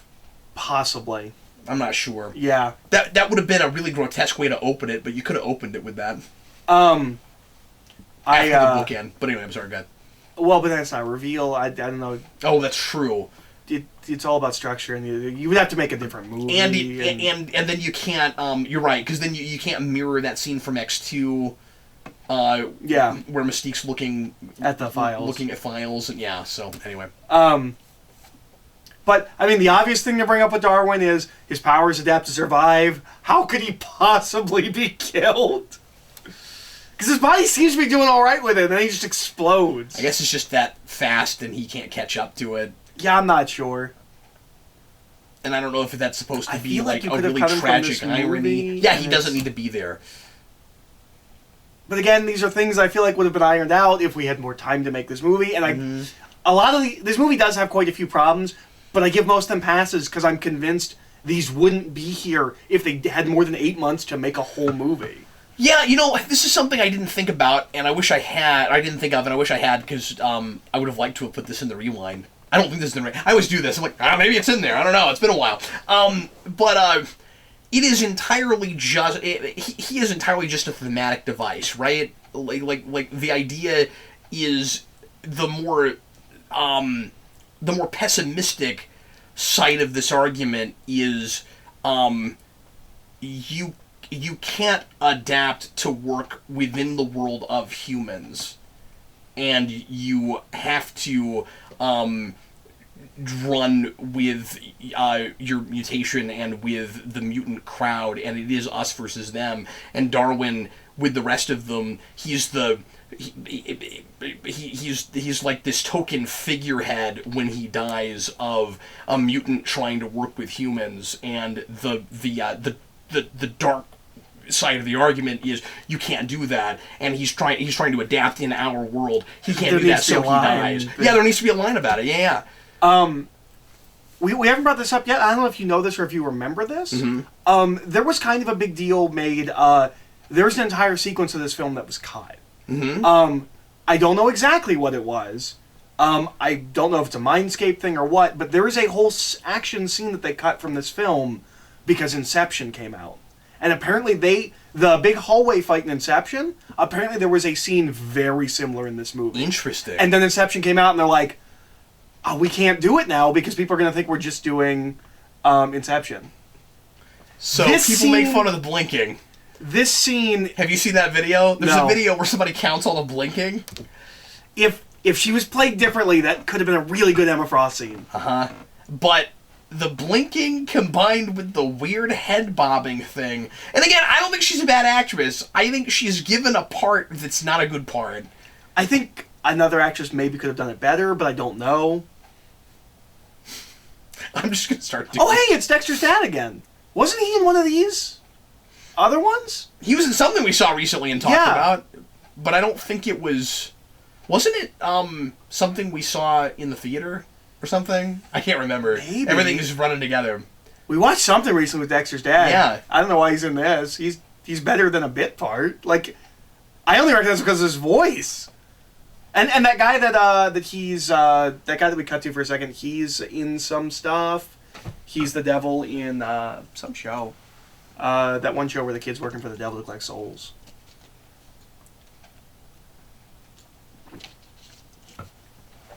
There's a lot of people that I know in this movie that are in like really bit parts, and I don't know why. Like, why cast them? Yeah, but that could be really fun. But it's not, except for Oliver Platt. Like, you're just like, oh, it's that guy. No, just I don't know, just that you can point him out is all. Yeah. I can't do that with any of the Russian characters. I don't know those people. I'm sure I've seen this lead Russian guy in something, but nothing's jumping out of my brain. I'm pretty sure it's Kevin Bacon over there. I don't know why they brought Kevin Bacon in this one scene. Little bit part in this, yeah. It's better than that. You know who I would have cast Kevin Bacon as? The guy that has that cool power where he does this. Like, I might have cast him like that. That would have been really good. That would have been a good shot. Mm-hmm. I like this. I like this a lot. The using the historical footage. Yeah, this and Days of Future Past both do an amazing job. And I feel like this kind of stuff would have been here if it had been Singer still. Yeah. But I feel like both of those movies do a really good job with all of the alternate history. I like that. The cut. Yeah.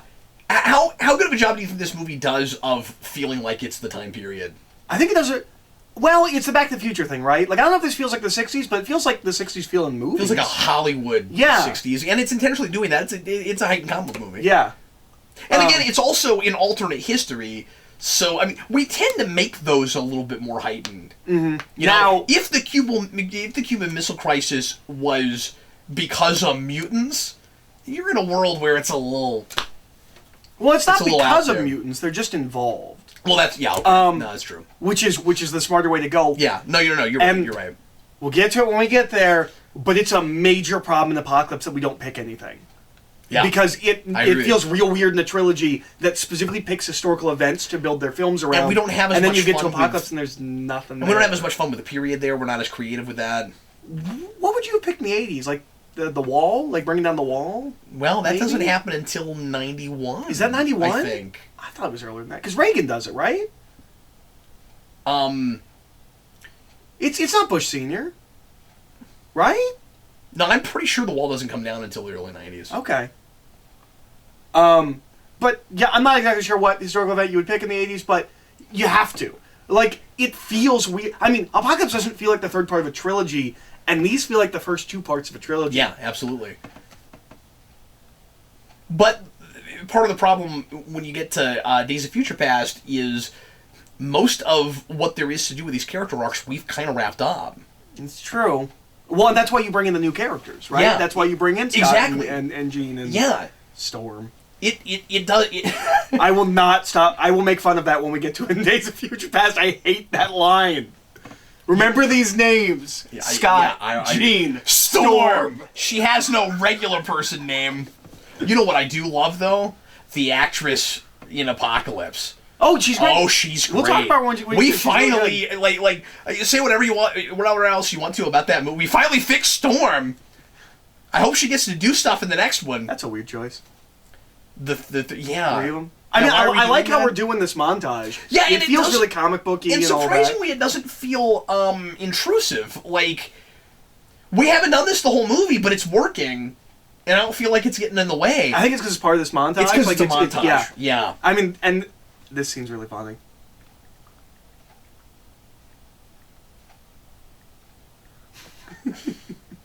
I really like the idea that the thing you would naturally do if you fell from a high place is what he has to do to survive. I think that's a lot of fun. No, it was 89. I don't know why I thought it was 91. So, I mean, you could have picked that. It's a little late in the 80s. It's real late. That. But if it happens in 89, they can all go watch Tim Burton's Batman. So, yeah, and it's 83, right? Because it's Return of the Jedi. They go see Return of the Jedi. Because it's exactly 10 years. They keep doing that. It's 63, 73, and then 83. Oh, okay. It's 10, 10, and 10. Find something that happened. I don't know what happened in 83 politically, but it's real weird that it's not built around any kind of historical event. I don't like it.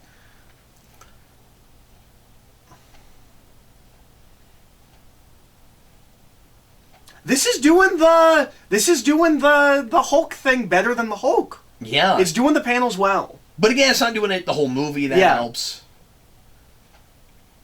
And it's not showing us helicopters from 15 angles. I like this idea that she's always not concentrating because she's concentrating on her. I really like that. That's a real cool idea. Like, somebody thought about something. That if you were constantly using your power, you couldn't be paying attention to everything fully. Mm-hmm. And I like that as an explanation for why she's always in the blue form. That's why she doesn't... I mean, it doesn't explain the not clothes, but that she would always stay in the blue form because she always needs her wits about her. Yeah, sure. And I don't need an explanation for that. I need an explanation for clothes. Well, why would you put clothes on a leopard? I really don't like that. But actually, it might... We might finally have an explanation for this, folks. She would have to concentrate to pretend to have clothes on. That's true.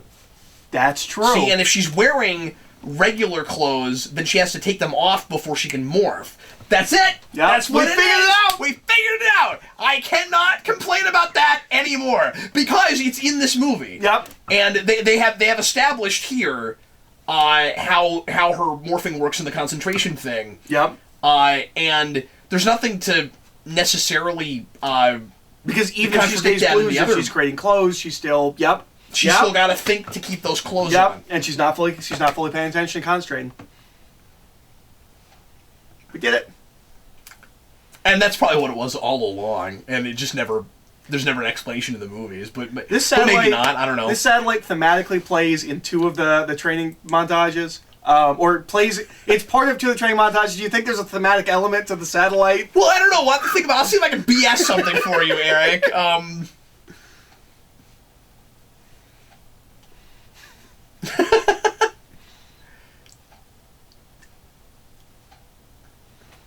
Yeah, because you're going to try harder if it's going to be murder. I actually kind of like that idea. Yeah.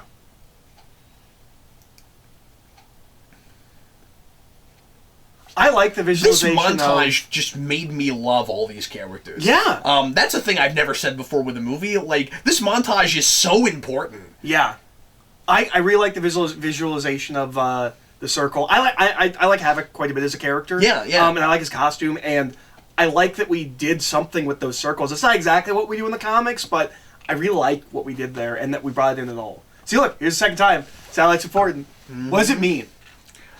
I'm not sure yet. Steve should do a 20-minute it's video a control on what the satellite means in first class. Satellite dish. Are you saying I need Steve Baxley to figure out what the thematic... No, I probably do. Yeah.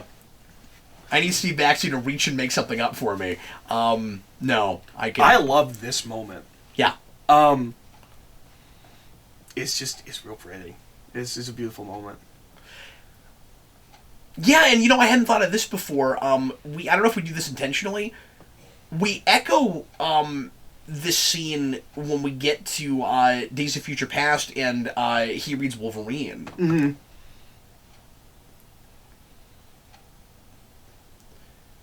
And he's in a confident place right now where he can handle that kind of thing. But when he's not sure of himself and he sees Wolverine's horrible past, it turns into, I don't want your future.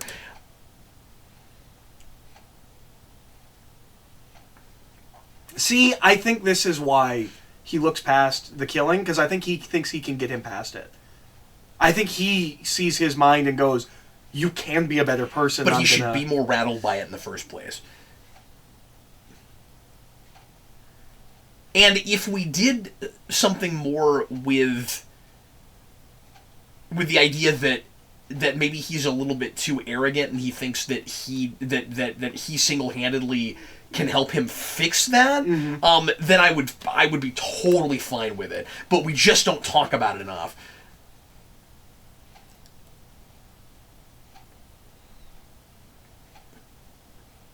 When you get to the end, it's much more I couldn't reach him than it is I thought I understood him and maybe I didn't. Mm-hmm. And that's really what it is. Well, but I don't... But I think... I will say I'm not having as much of a problem with this viewing as I ever have. That's always been one of my main complaints. Well, but I think that is... You're making a great argument. But I think that is how he views it, is that there is a better person in there and he could not get him out. He couldn't get this to is him. great. This is the exact room mm-hmm. that they're in the other 2 movies when they're I think when they're looking at specifically when they're watching the news. I think you're right. And this was a big scene in the trailer. Yeah.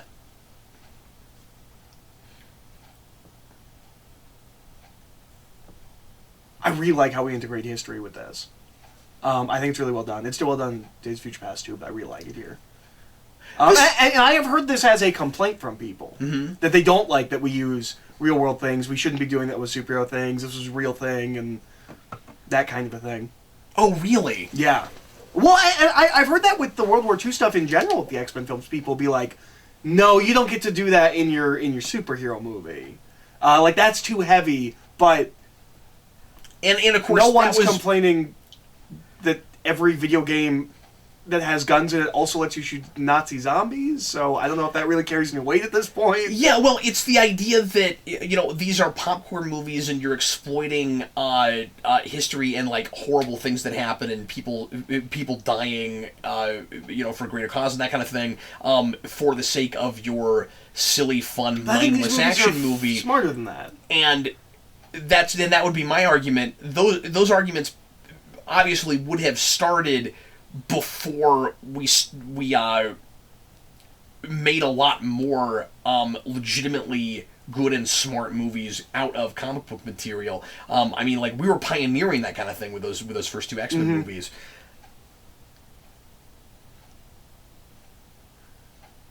Yeah, this also feels like a thing that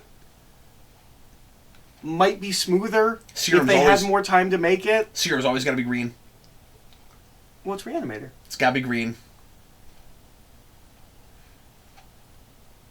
It's weird.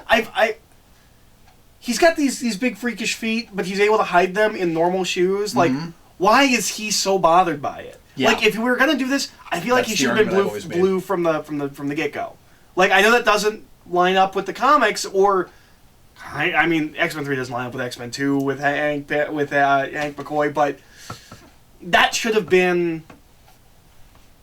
This works better if he's blue to begin with. Yeah, I mean, like, you know, you want to praise it for trying to be, as faithful to the comics with that as they can. It is kind of neat that he's not blue from the beginning. But this thematically, it works better. For the sake of this story, it would have worked a lot better. I mean, the problem is I don't know how he hides.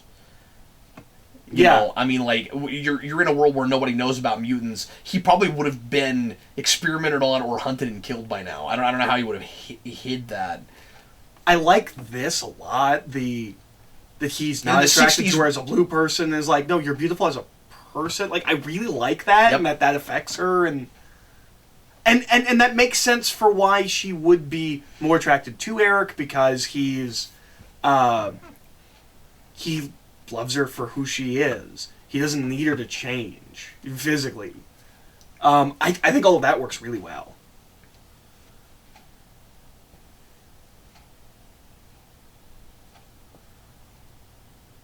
We have to play chess in every scene that we're in, so that it makes sense later that that's our thing, that we play chess. Well, we got to do a lot of groundwork when we were only friends for 2 weeks before we became enemies, Eric. Yeah, I think this film could have taken place over more time. It would. The problem is, the difficulty is that we centered the whole thing around the Cuban Missile Crisis. Mm-hmm. But you're right. You could have started earlier. You could have started earlier. Yeah. Again, it works fine within this film. But you would have almost had to bring, you would have almost had to bring Magneto in for some other reason. I think. He's hunting Shaw for years. He's too integral to specifically Shaw. If he had been brought in and was trying to help Xavier start the school, and then they found Shaw together, that Shaw was behind it. Yeah, you would have to bring him in differently. Yeah, it would be a different movie, but it would make more sense. It also could have been a more clunky movie that way, because I think this is a pretty tight movie. Yeah. One thing a lot of people don't like, and that I agree with, the title is weird. They're not students, and then they end up getting killed before they can even be students. But he is teaching them. Yeah, and they're mutant students. Yeah, but it's just the school hasn't officially, started up. So, like, does it count as the first class? But you're right. I mean, like he's training them. Well, and that's part of why I say that montage is really important. Well, and that was a thing with they cover so much of that stuff with the montage. With who made Superman? Donner. Donner's wife. Right. She's a producer on all these films. Laura Schuler Donner. And I guess without actually reading any of the First Class comics, she just thought that was a great title and decided this film would be called First Class. Yeah. And then they made a story around it. Yeah.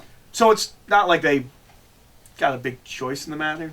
I like how classic monster movie that is. Yeah.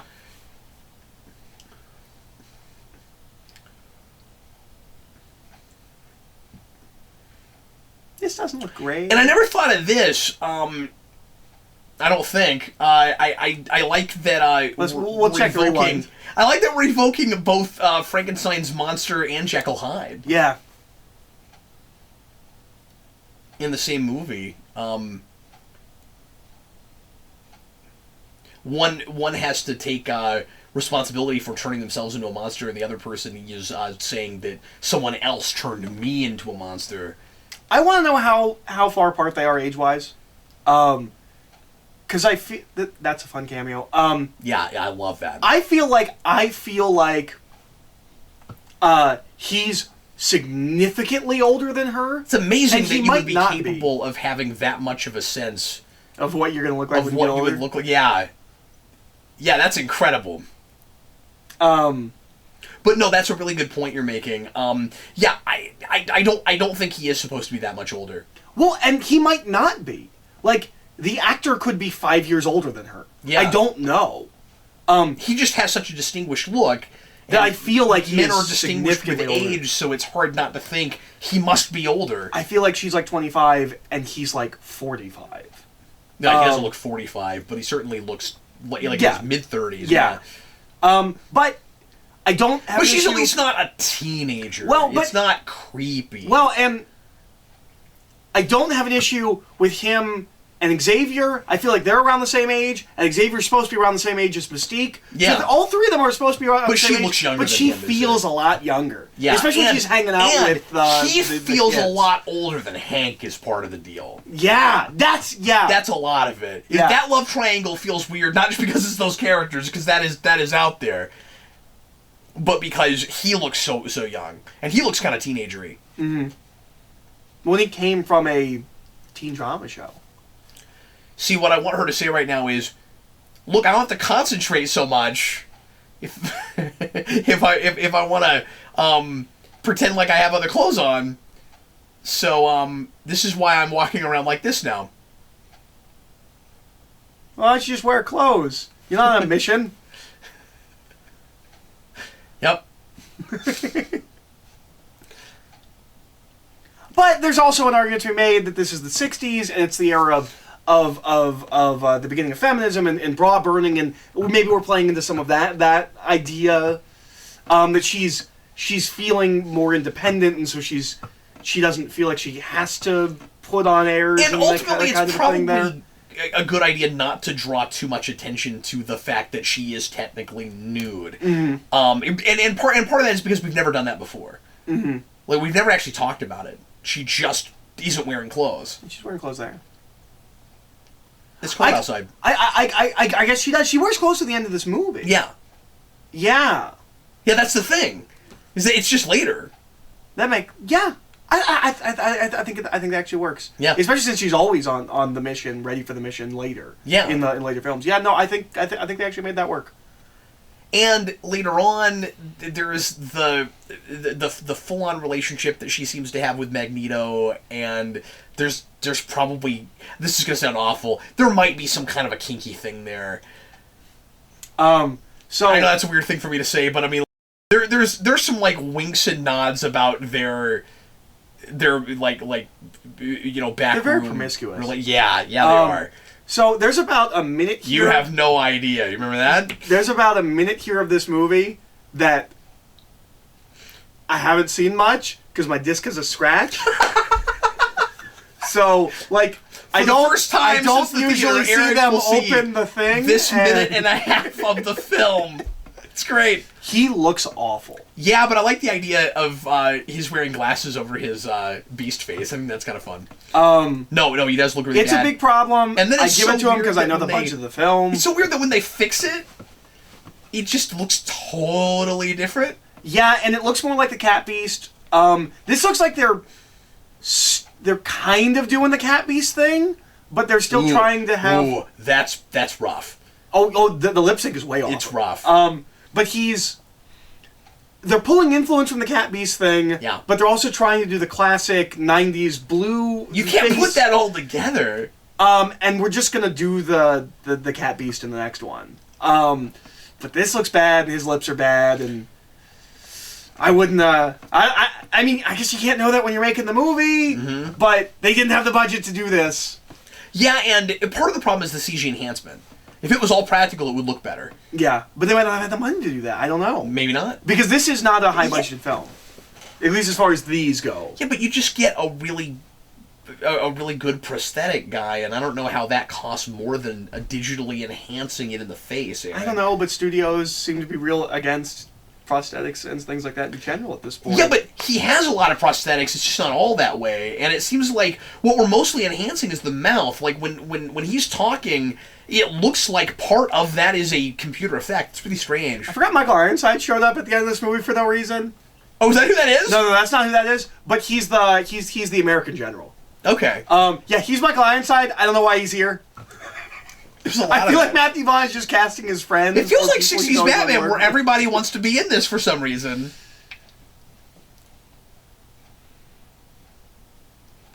Once again, I feel the need to reiterate how much of a treat this was in the theater, because I don't think anybody expected anything from it at all. There he is. One of the things about this movie that I remember really feeling impressed with when I saw this film, and it's actually less so now because we've started doing it more, I was impressed with how much this film is subtitled. Like, going into this movie, I feel like nobody was doing that in popcorn films. We've gotten more used to it. We've started doing it more. It's an interesting point. But when I saw this in theaters, I was impressed by how much was subtitled in this film.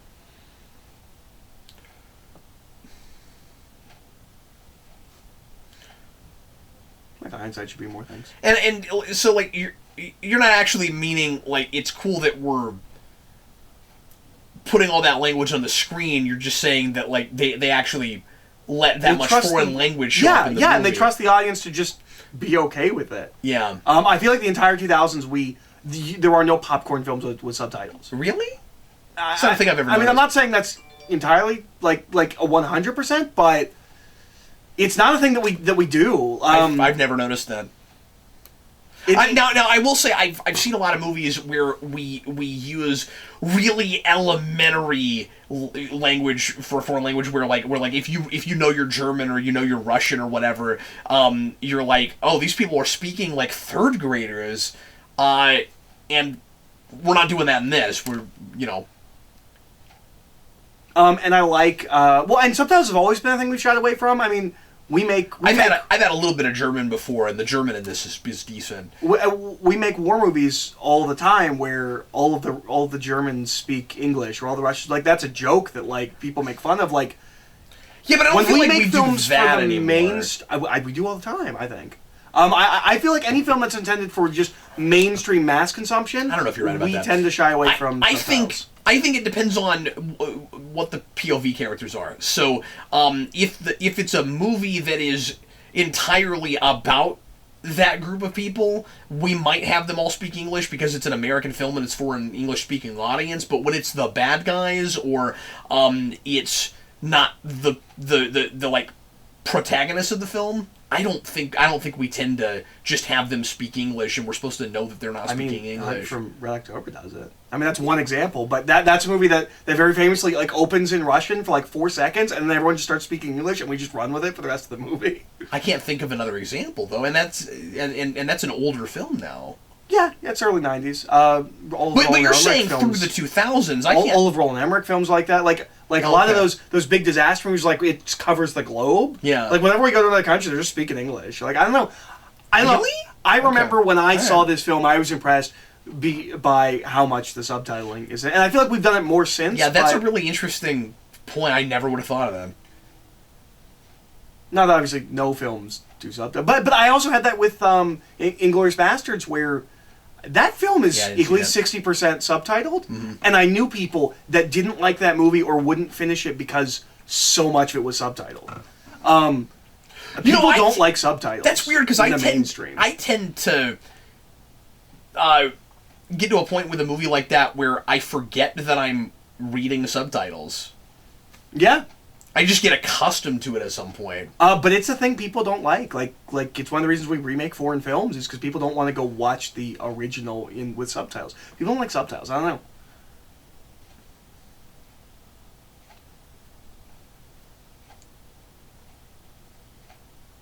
Who would disturb you? One issue that I do have with the helmet starting with Shaw is it's clearly still in the shape of an M. That's true. It does look like a thing Magneto invented or had built for him. That sounds really scary, but not as much as having to jump out of this plane. I don't know if this with no survivors. I don't know if this whole thing makes sense.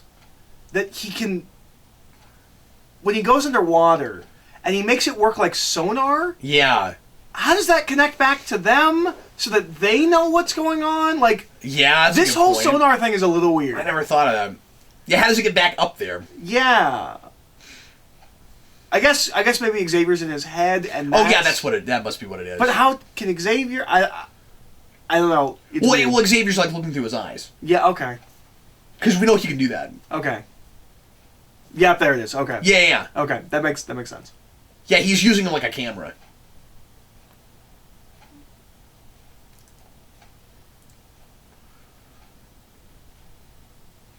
This room's cool. Mm-hmm.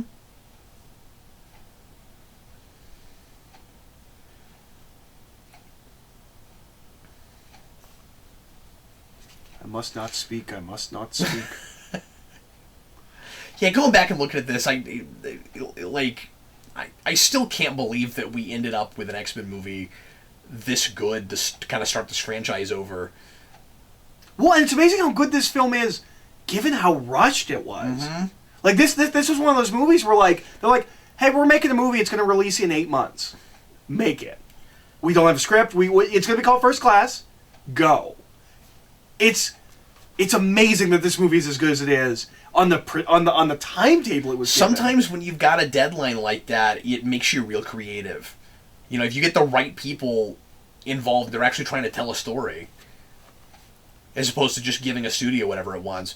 This doesn't feel like comparatively, like relative to other superhero movies, this is one of the least commercial feeling movies. Oh yeah, if you think about it. Yeah. Well, it's so counterintuitive to what you would think. Yeah. It's a period. It doesn't piece. at all feel like we're pandering to anybody. No. Yeah. It feels like they made a movie they wanted to make. They weren't thinking about. And it's what I'm always and hoping that the audience liked it. It's what I'm always talking about when I say you make a movie for you and hope that there's a big enough audience that likes what you like. Mm-hmm. And that's exactly what this is. Not scared of accessibility. No. And I think it is a pretty accessible movie. I think so too. It just naturally, intrinsically appeals to a lot of different kinds of people. Now, I wonder if someone could start with this one. Do you think this is a fair entry point? Or do you need all the knowledge about Magneto and Xavier and all of that to appreciate this film? That is so hard to say, because I'm invested in X-Men. Yeah. You know, Yeah, I don't know either. And this is also a reference to a thing in the comics. Where Magneto lifts up a big Russian submarine, he goes on trial, and it's the beginning of his arc into becoming a real good guy. I don't know if... It's Tornado. My big investment... Yeah, that character... I did not know that character was in this movie. I wanted to be Jackie Chan so bad. I want him to just be tornadoes. Just sentient tornadoes? Yes! He evolved into tornadoes. That's right! Mm-hmm. It was a real weird delivery. Or maybe it's like most of the other mutants where, you know, you don't develop it until puberty, and then all of a sudden he's just a tornado. He goes to math class, and then one day he's a tornado.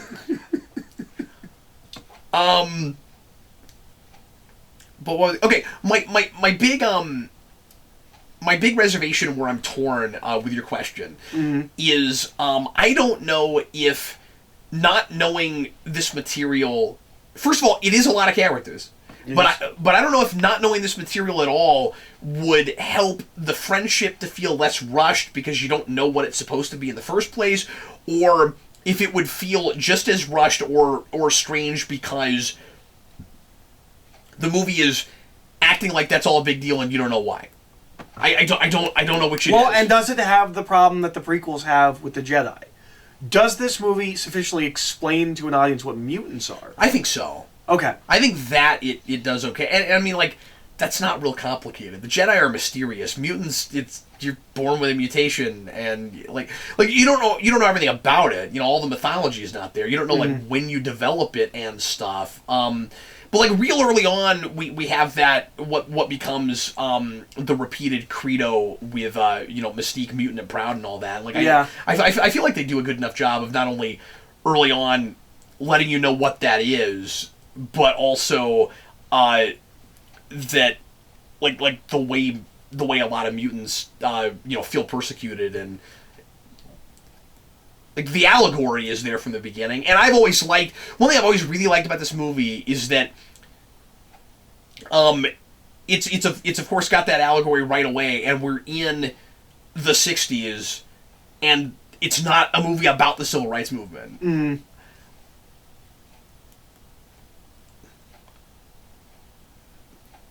Like, that had to have been a conversation before you make this movie, right? That, like, you're gonna still use that as an allegory for racism in this period. Mm-hmm.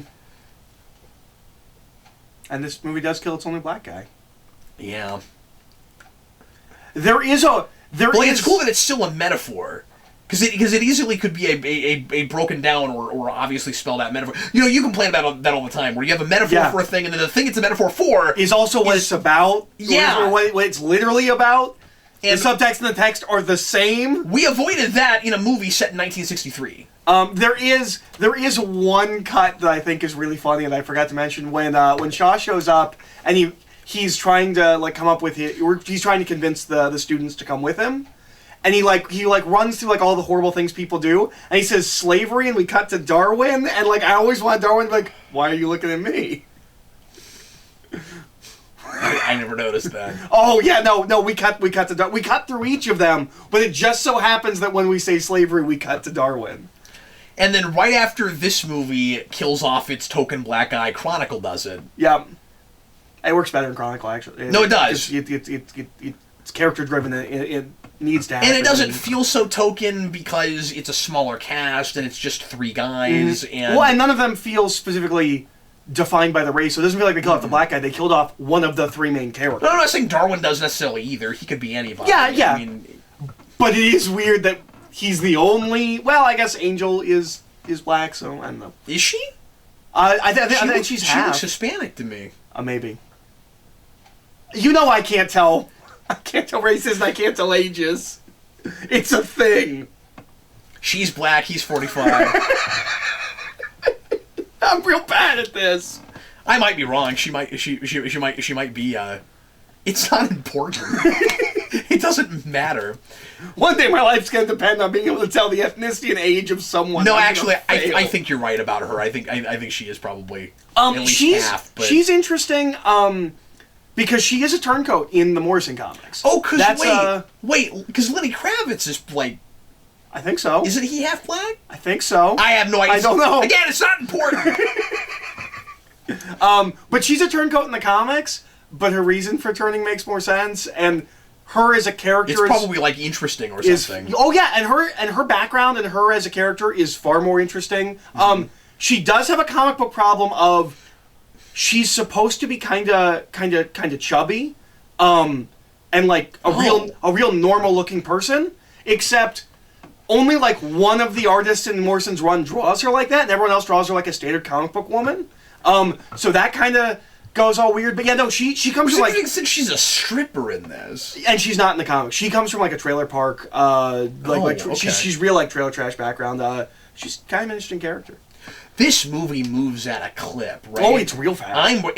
I mean, it's a dense movie, so there's a lot to talk about. How about. that helmet looks with the light. But I can't believe we're already here. Yeah. I don't feel like we've been watching this movie for more than half an hour.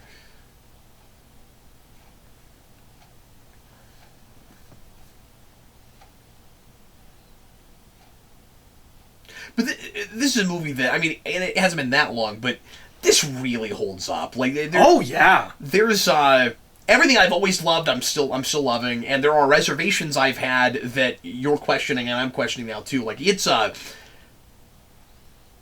mean, it's got weaknesses. Yeah, sure. It absolutely does. It's not a perfect movie, but it's a really good movie. Thoughtful movie. Yeah. The kinds of if you start talking about this movie, the kinds of conversations you have are likely to be interesting. Mm-hmm.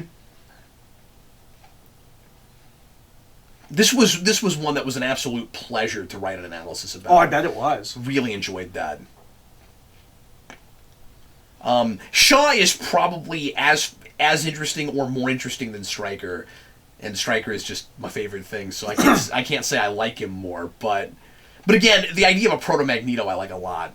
Well, and I remember going into this film having And being pretty much his opposite, but not. no expectations. Yeah. The last two X-Men movies have been bad.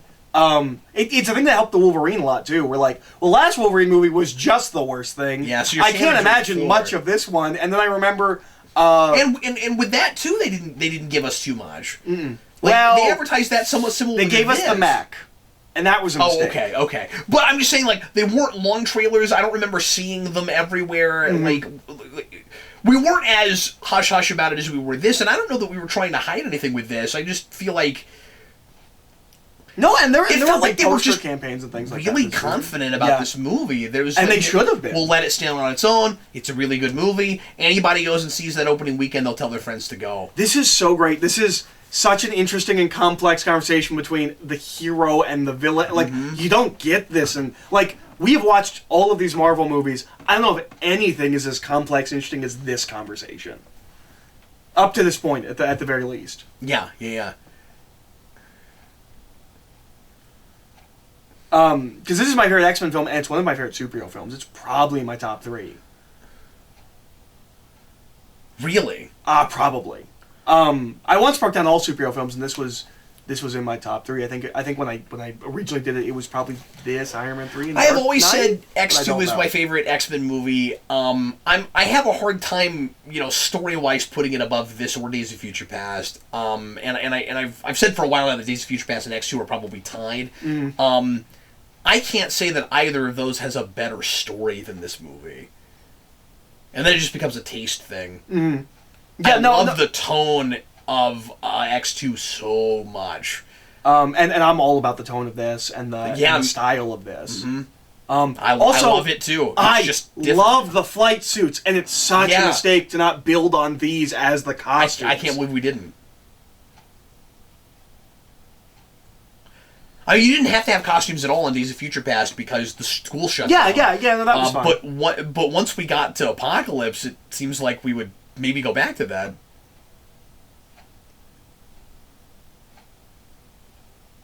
This is such a good scene. And I love how it's cut. Yeah, and keep in mind that it's in the thing you were questioning earlier that we figured out with Banshee in the water. He's doing the same thing right now with Shaw. Well, and he's in his head. He's not just like looking through his eyes. He's like feeling what he feels. Right. But he is also looking out his eyes. This is so the way this is intercut is amazing. And I love. He's just deadpan, and it's so good. It's so good. Yeah.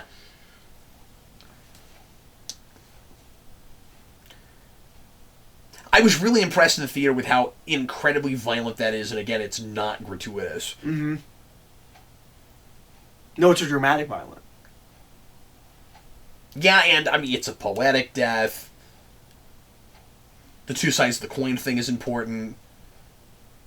I'm not going to repeat all the stuff I said in the rewind, because I don't really know what all was in there in the first place. But I know I had a whole thing about that.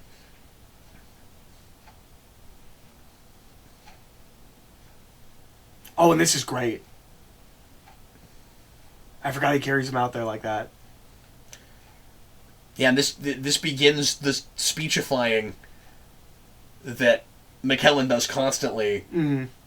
Well, and then Magneto in general. Of course, yeah.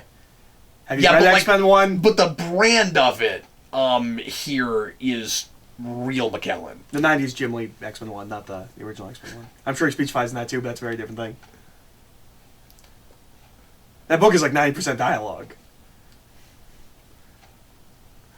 Okay, so there's a thing with this. I was just gonna say that doesn't he have like amazing lines of dialogue in that, like there's such command of the English language, like "Welcome to die." So there's a thing with this where I have a friend who thinks that Magneto is theoretically the most powerful superhero, like supervillain. He can beat anyone. And I was like, well. And he was talking about the thing... As long as he's wearing that helmet. Well, and he was talking about a thing in Ultimate where he basically just comes in and just takes out, like, all of the Ultimates. And I was like, well, but Ultimate Iron Man has this big satellite called Iron Man 6 that he can go up to and just shoot lasers down. Wouldn't that beat Magneto? Like, you're just in space shooting lasers? And he goes, no. he would sense it with his magnetic senses. And we were like, that's the dumbest thing I've ever heard. What are magnetic senses? And then in the theater, we're watching this movie, and he goes, I can sense the missiles being armed. And my friend in the theater just goes, magnetic senses! He's got him! I've heard people say that, and the comics always like to act like Magneto was the most powerful thing there was. But anybody that has telekinesis immediately trumps that. It's true, because they can move anything. Yeah. Yeah, it's obviously immediately a limited power. I don't understand why we talk about that like he's the most powerful in the earth. You immediately know what the weakness is. What is the weakness with telekinesis? There isn't one. As long as you have plastic cage, fine. Yeah, I mean, there might be range. There might be range issues. There might be a concentration thing. There might be, how much you can lift away. It might be like the Force, where if you're not in touch with your emotions or however the thing works, and you can give it limitations, but it doesn't inherently have them. It doesn't inherently have them. Magneto immediately has them. He can't move this with his mind. He can't move that DVD. He can't move. Yeah. Well, you move the DVD. It's made of metal. No, it's made of plastic. Oh, that's true. It's made of plastic. It's entirely. Well, isn't there some metal though in the inseam? I don't know on a DVD. Things. I don't. Yeah. I'm gonna guess he can move that soda can, but I'm not positive. So once again, I feel the need to preface what I'm about to say with, I love Fassbender. McAvoy is quickly becoming my favorite working actor. I mean, again, he got me with this, and then he made me cry in Days of Future Past, and then I saw Split, and I said, oh, he's a genius. I'll be interested to see what you think when we finally watch Prometheus, because Fassbender is amazing in Prometheus. And it's just a matter of, favorite. I think Fassbender is every bit the actor McAvoy is, but it's just a flavor thing. Well, and up until Assassin's Creed, which I didn't see but got really bad reviews, people didn't like. Up until Assassin's Creed, it seemed like he just couldn't pick a bad project. Yeah, but I don't know that McAvoy has either. He's been in more things that I was like, I'm not seeing that. Well, he's been in stuff I wouldn't have thought to go to, but I don't know if they were bad things. Yeah.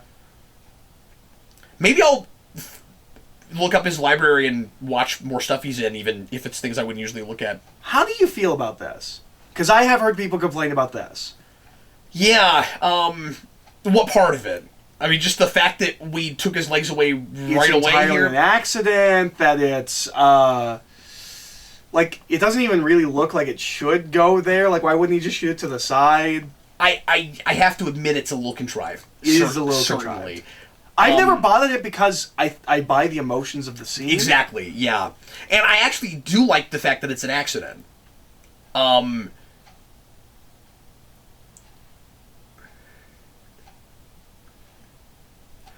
And I like because that leads so well to the exchange I love, of we're about the same things.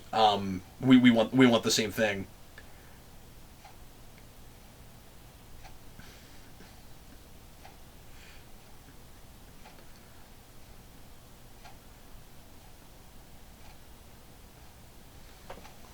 I'm not turning on you.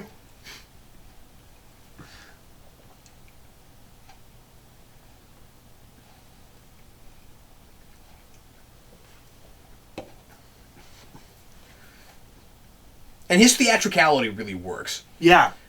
Someone else could deliver some of this dialogue and it come off as too overly dramatic. It doesn't with him. He can get away with lines like you and I. It totally works. And that's what Magneto should sound like. Yeah. Well, and, this movie, both of these were working actors before this, but this is like their arrival. Yeah. This is when everyone discovers these two. When he was cast, really neat that they did it in the same movie. When he was cast, he was the British agent in Inglourious Basterds. The only thing anyone had ever seen I've seen him in. As Fassbender was just like, oh well, he's that British spy in Inglourious Basterds. Oh yeah, I kind of remember him. He isn't even the main character. He's in 3 scenes. He arrived with this movie, and he, I remember reading interviews with him where he talked about how he went and read like everything with Magneto in it. And like he talked about like well, there's this whole thing where he marries like this gypsy, and then his wife dies. He's like, no, that's in the movie, but I try to bring it into the performance. I'm like, I don't know what that means, but that's really cool. Yeah, much of the time you'll hear actors who don't know comics that get roles like that say, I don't want to know anything about what came before because I don't want anything to inform my performance but the script, the movie we're making. And there's some logic to that too, and case by case, depending on what the role is. I sort of understood Tom Welling saying that about Clark in Smallville. Yeah, might have helped if he read some Superman comics.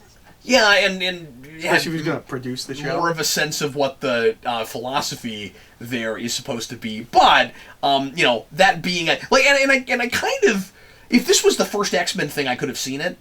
But this is not just a prequel. It is a prequel, but it's. I think it is kind of important for them to know what the actors who played these roles before them did with them, because they're supposed to be playing the same people. Days of Future Past doesn't work if they're going too far in a different direction, and it really drove home how much both Xavier and Magneto feel like earlier versions of the same characters when the early posters for Days of Future Past came out and they had the split with the two faces. I don't think I've ever been more excited about a movie poster. That was a big deal. I like that line reading a lot. I can't feel my legs? Mm-hmm. Yeah, I think the reason I've always liked that it's an accident, even though the way that it's handled is contrived, is... it feels kind of obligatory, right? It's like he's got to have that big thing that he's known for. It certainly was an eventful week for young Charlie Xavier. Right? Yeah. But what I like about it is that it's an opportunity for change for Magneto that he doesn't take. That like this should be. I mean, it's a really important kind of turning point for the both of them, and they both refuse to change and move forward. For Magneto, he's got the chair, and I love that. But for Magneto, it could have been a wake up call that like you've taken this too far, and you're gonna hurt the people you care about if you continue to be as extreme as you are. But it also could have been a wake-up call for Xavier going the other way. And so I like that about it. I hate this line. I hate how we get X-Men. Especially because we don't say G-Men for the rest of this film. Yeah. And that was a term of the time. And that's fine, but that needed to be in this movie more to get to that point. And it's worse because we did it with all the names. Yep. How come nobody gets to pick their own names? And their own names of things. Like, X-Men is really obvious. Your last name is Xavier, and it's the X gene, and like, of course that's what you're going to call it. Jennifer Lawrence's ego will affect later films. But we're seeing it in this film where she names everyone. We didn't even know she had an ego the size of Mount Rushmore, but now, by looking back, there were signs. I just thought of something when I said X gene. I don't know if this was ever intentional, but have you ever thought about that? Jean Grey's name is Jean. Nope, never thought about it. And it's mutants and DNA. Yep, never thought about it. Huh. You know who else didn't think about it? Stan Lee. Yeah, no, I don't think he did either. But that's a neat, happy accident. I like that. I always wanted this to be a Sentinel or something. Okay, so I have a thing with this. Mm-hmm. His helmet is amazing. Yeah, and it never looks this good again. From the neck down, he looks awful. He looks like a bad cosplay Magneto. He looks real schlubby. I don't like it. He looks like he's in a turtleneck. But from the neck up, and once the again, helmet is amazing. Yeah. I mean, it's potentially rushed because of time constraints and stuff. And this also sets up a movie that we do not get. Yep. Because we're going to kill all these people off. Yeah. It is interesting. I remember when this came out, Matthew Vaughn done an interview where he's like, Ooh, you're right. Look how bad it looks. But the helmet looks so good. Yeah, and it's not just that it's got the horns. He's got the horns. The way the light hits that is super cool. And it's like three shades of purple. Like, yeah. It's really cool. It's pretty. I was going to say something about... This movie is so much fun to go back to. Oh, yeah. I've been looking forward to this the whole way through this project. Me too. It's my favorite. Yeah, I was surprised to hear you say in your top 3. It's probably of Marvel in my top films 3 in general. Is well, that what we're talking superhero about? films. Superhero film. Yeah, wow. Yeah. Probably. I mean, but it's a lot I've never of done that. It's a lot of a taste thing where it's just I like James Bond. I like X-Men. It hits a lot of sweet spots for me. I'm not saying I think it's one of the top 3 best superhero films, but favorites maybe. It's in top 5 at the very least. And X-Men has 2 distinctly very different killer soundtracks. I love this theme. I love it so much. Me too. January Jones, that's her name. Yes. She has a cool name. She should be a superhero with a name like January Jones. Is Oliver Platt right after? Yeah, after January Jones. Where he belongs. The credits. Right after one of the main characters. Yeah, she's got that alliterative thing going on. Yeah. It's cool. And Kevin Bacon. And Kevin Bacon. And of course it's gotta be the and Kevin Bacon. And Kevin Bacon. This movie made 6 Degrees of Kevin Bacon 100 times easier. Oh, yeah. As soon as he's in a superhero movie, all bets... That game's not even fun anymore. Once he shows up in an X-Men movie, you just gotta do 9 degrees now, man. You gotta make it harder on yourself. Yeah. I was never good at that. But I just don't know enough Kevin Bacon. I think I can get to a Kevin Bacon film real easily. Yeah. Or is it that you get from Kevin Bacon to another actor? Is that the game? I can't remember which way it is. I think it's that you get to Kevin Bacon. I don't remember. And of course, some people might not even know what we're talking about. I feel like so 6 Degrees is. I feel like 6 Degrees. That was a big 90s sometimes thing. could be. I feel like sometimes it was early you do internet 3. thing, right? We were talking about that a lot. It comes from a movie. I want to say there's a movie that talks about it. All of a sudden, everybody's talking about it. And then everybody's doing that. Yeah. But what was that? I'm sorry. What was that about 3? I feel like sometimes you start with an actor, you're like, oh, I can get Kevin Bacon in 3 movies. Is that? Did you need 6? Yeah. Is that better, or is that you pinned him in 3, I give you 100? I don't know. For that, I give you 100. Yeah, is it more impressive if you have to go roundabout? Yeah, I don't know. When you're playing 6 Degrees of Kevin Bacon, what is a cage match? Yeah, because him being in this movie makes it real easy. Like before this movie, if you picked anyone from Star Trek, it'd be a lot harder. Yeah, not anymore. Nope, gets you right to him. Yep. It's a good movie. They should make more like this. Yeah. Well, I was gonna but say. Days of Future Past doesn't get too far away from that tone either. I mean, it's like no, a perfect blend. It's consummate 70s. This is really 60s, really 70s. I remember reading an interview after this movie came out with Matthew Vaughn where he talked about he hadn't started writing the next movie because at this point he was under the impression that he was no question making the next movie. And we'll talk about some of that when we get to Days of Future Past and some contractual weirdness, but he said I know how the next movie opens, and it's with Magneto shooting a bullet at Kennedy and doing the magic bullet thing, and that scene's not in it, but that happens in between movies, and I think that's cool. I wish they'd shown it though, because that whole thing makes no sense. No, I have an entire tirade in Rewind about how we don't know enough about it. Yeah, I have a whole thing about how Kennedy gets killed because Oswald or whoever actually killed him shoots a bullet toward Kennedy, and then he tries to deflect it, and it hits Kennedy. Mm-hmm. I cannot visualize this. Well, okay. So that whole thing... He would have to have basically shot to miss, and then it gets knocked off to hit him. That whole thing is based... is almost requiring everyone to know the Kennedy assassination conspiracy theory. I know and the magic that. bullet thing. Yeah. And it's supposed to be an explanation for the magic bullet. I know.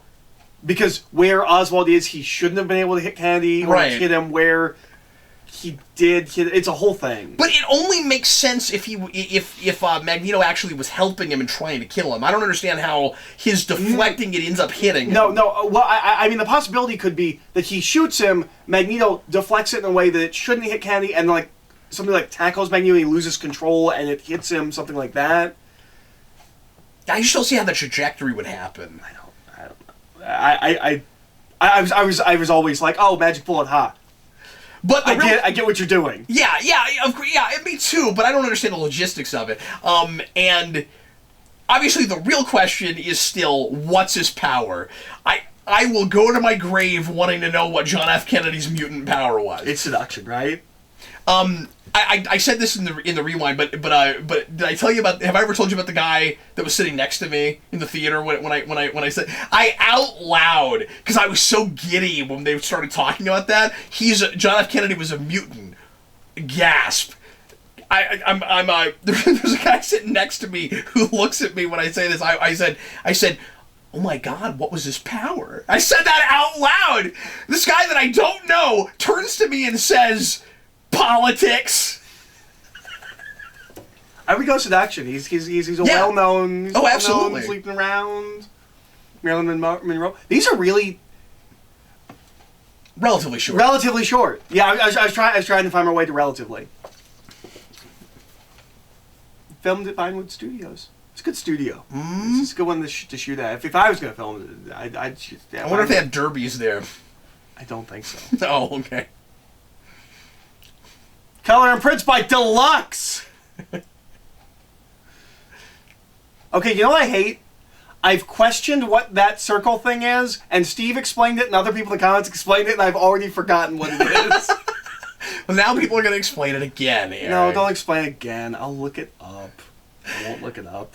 Everybody, thanks always for watching. We sure appreciate it. We will be back with you again tomorrow with getting back to MCU, and we'll be talking about Captain America, the First Avenger. Or if you lived in... What are you doing right now? Well, I was saying things right after you, and then I was like, I guess I'm just making kept going. Oh, all right. Stop copying me. I'm a parrot all of a sudden. Cap is a pirate, and he has a parrot named Eric. No, I was just going to say that it's Captain America, the First Avenger, or if you lived in Europe, the First Avenger. There's a couple of those. Avengers is Avengers Assemble in England. Yep. Because they have a famous TV show called The Avengers. And I still wish that had been the title here. I like it a lot. Do you? Yep. I do. And some of that, I've always said this, some of that is just I thought the British poster looked really cool. It's got the A for both Avengers and Assemble. And as soon as I saw that poster, I was like, oh, I wish that's what it was called here, because that looks really cool. Okay, hold on. Before we end this video. Are we going to talk about the menus? Yes, okay. So wait for it to circle back around, because we have a shot of Tornado doing the tornadoes, and he looks so bored. He's not a character. Okay, but wait. I'm not sure he was in this movie. He's going to be in the corner here. Okay, and he looks I'm gonna watch for him. So bored. Okay. It's hilarious. There he is. Look how bored he is. He's so bored.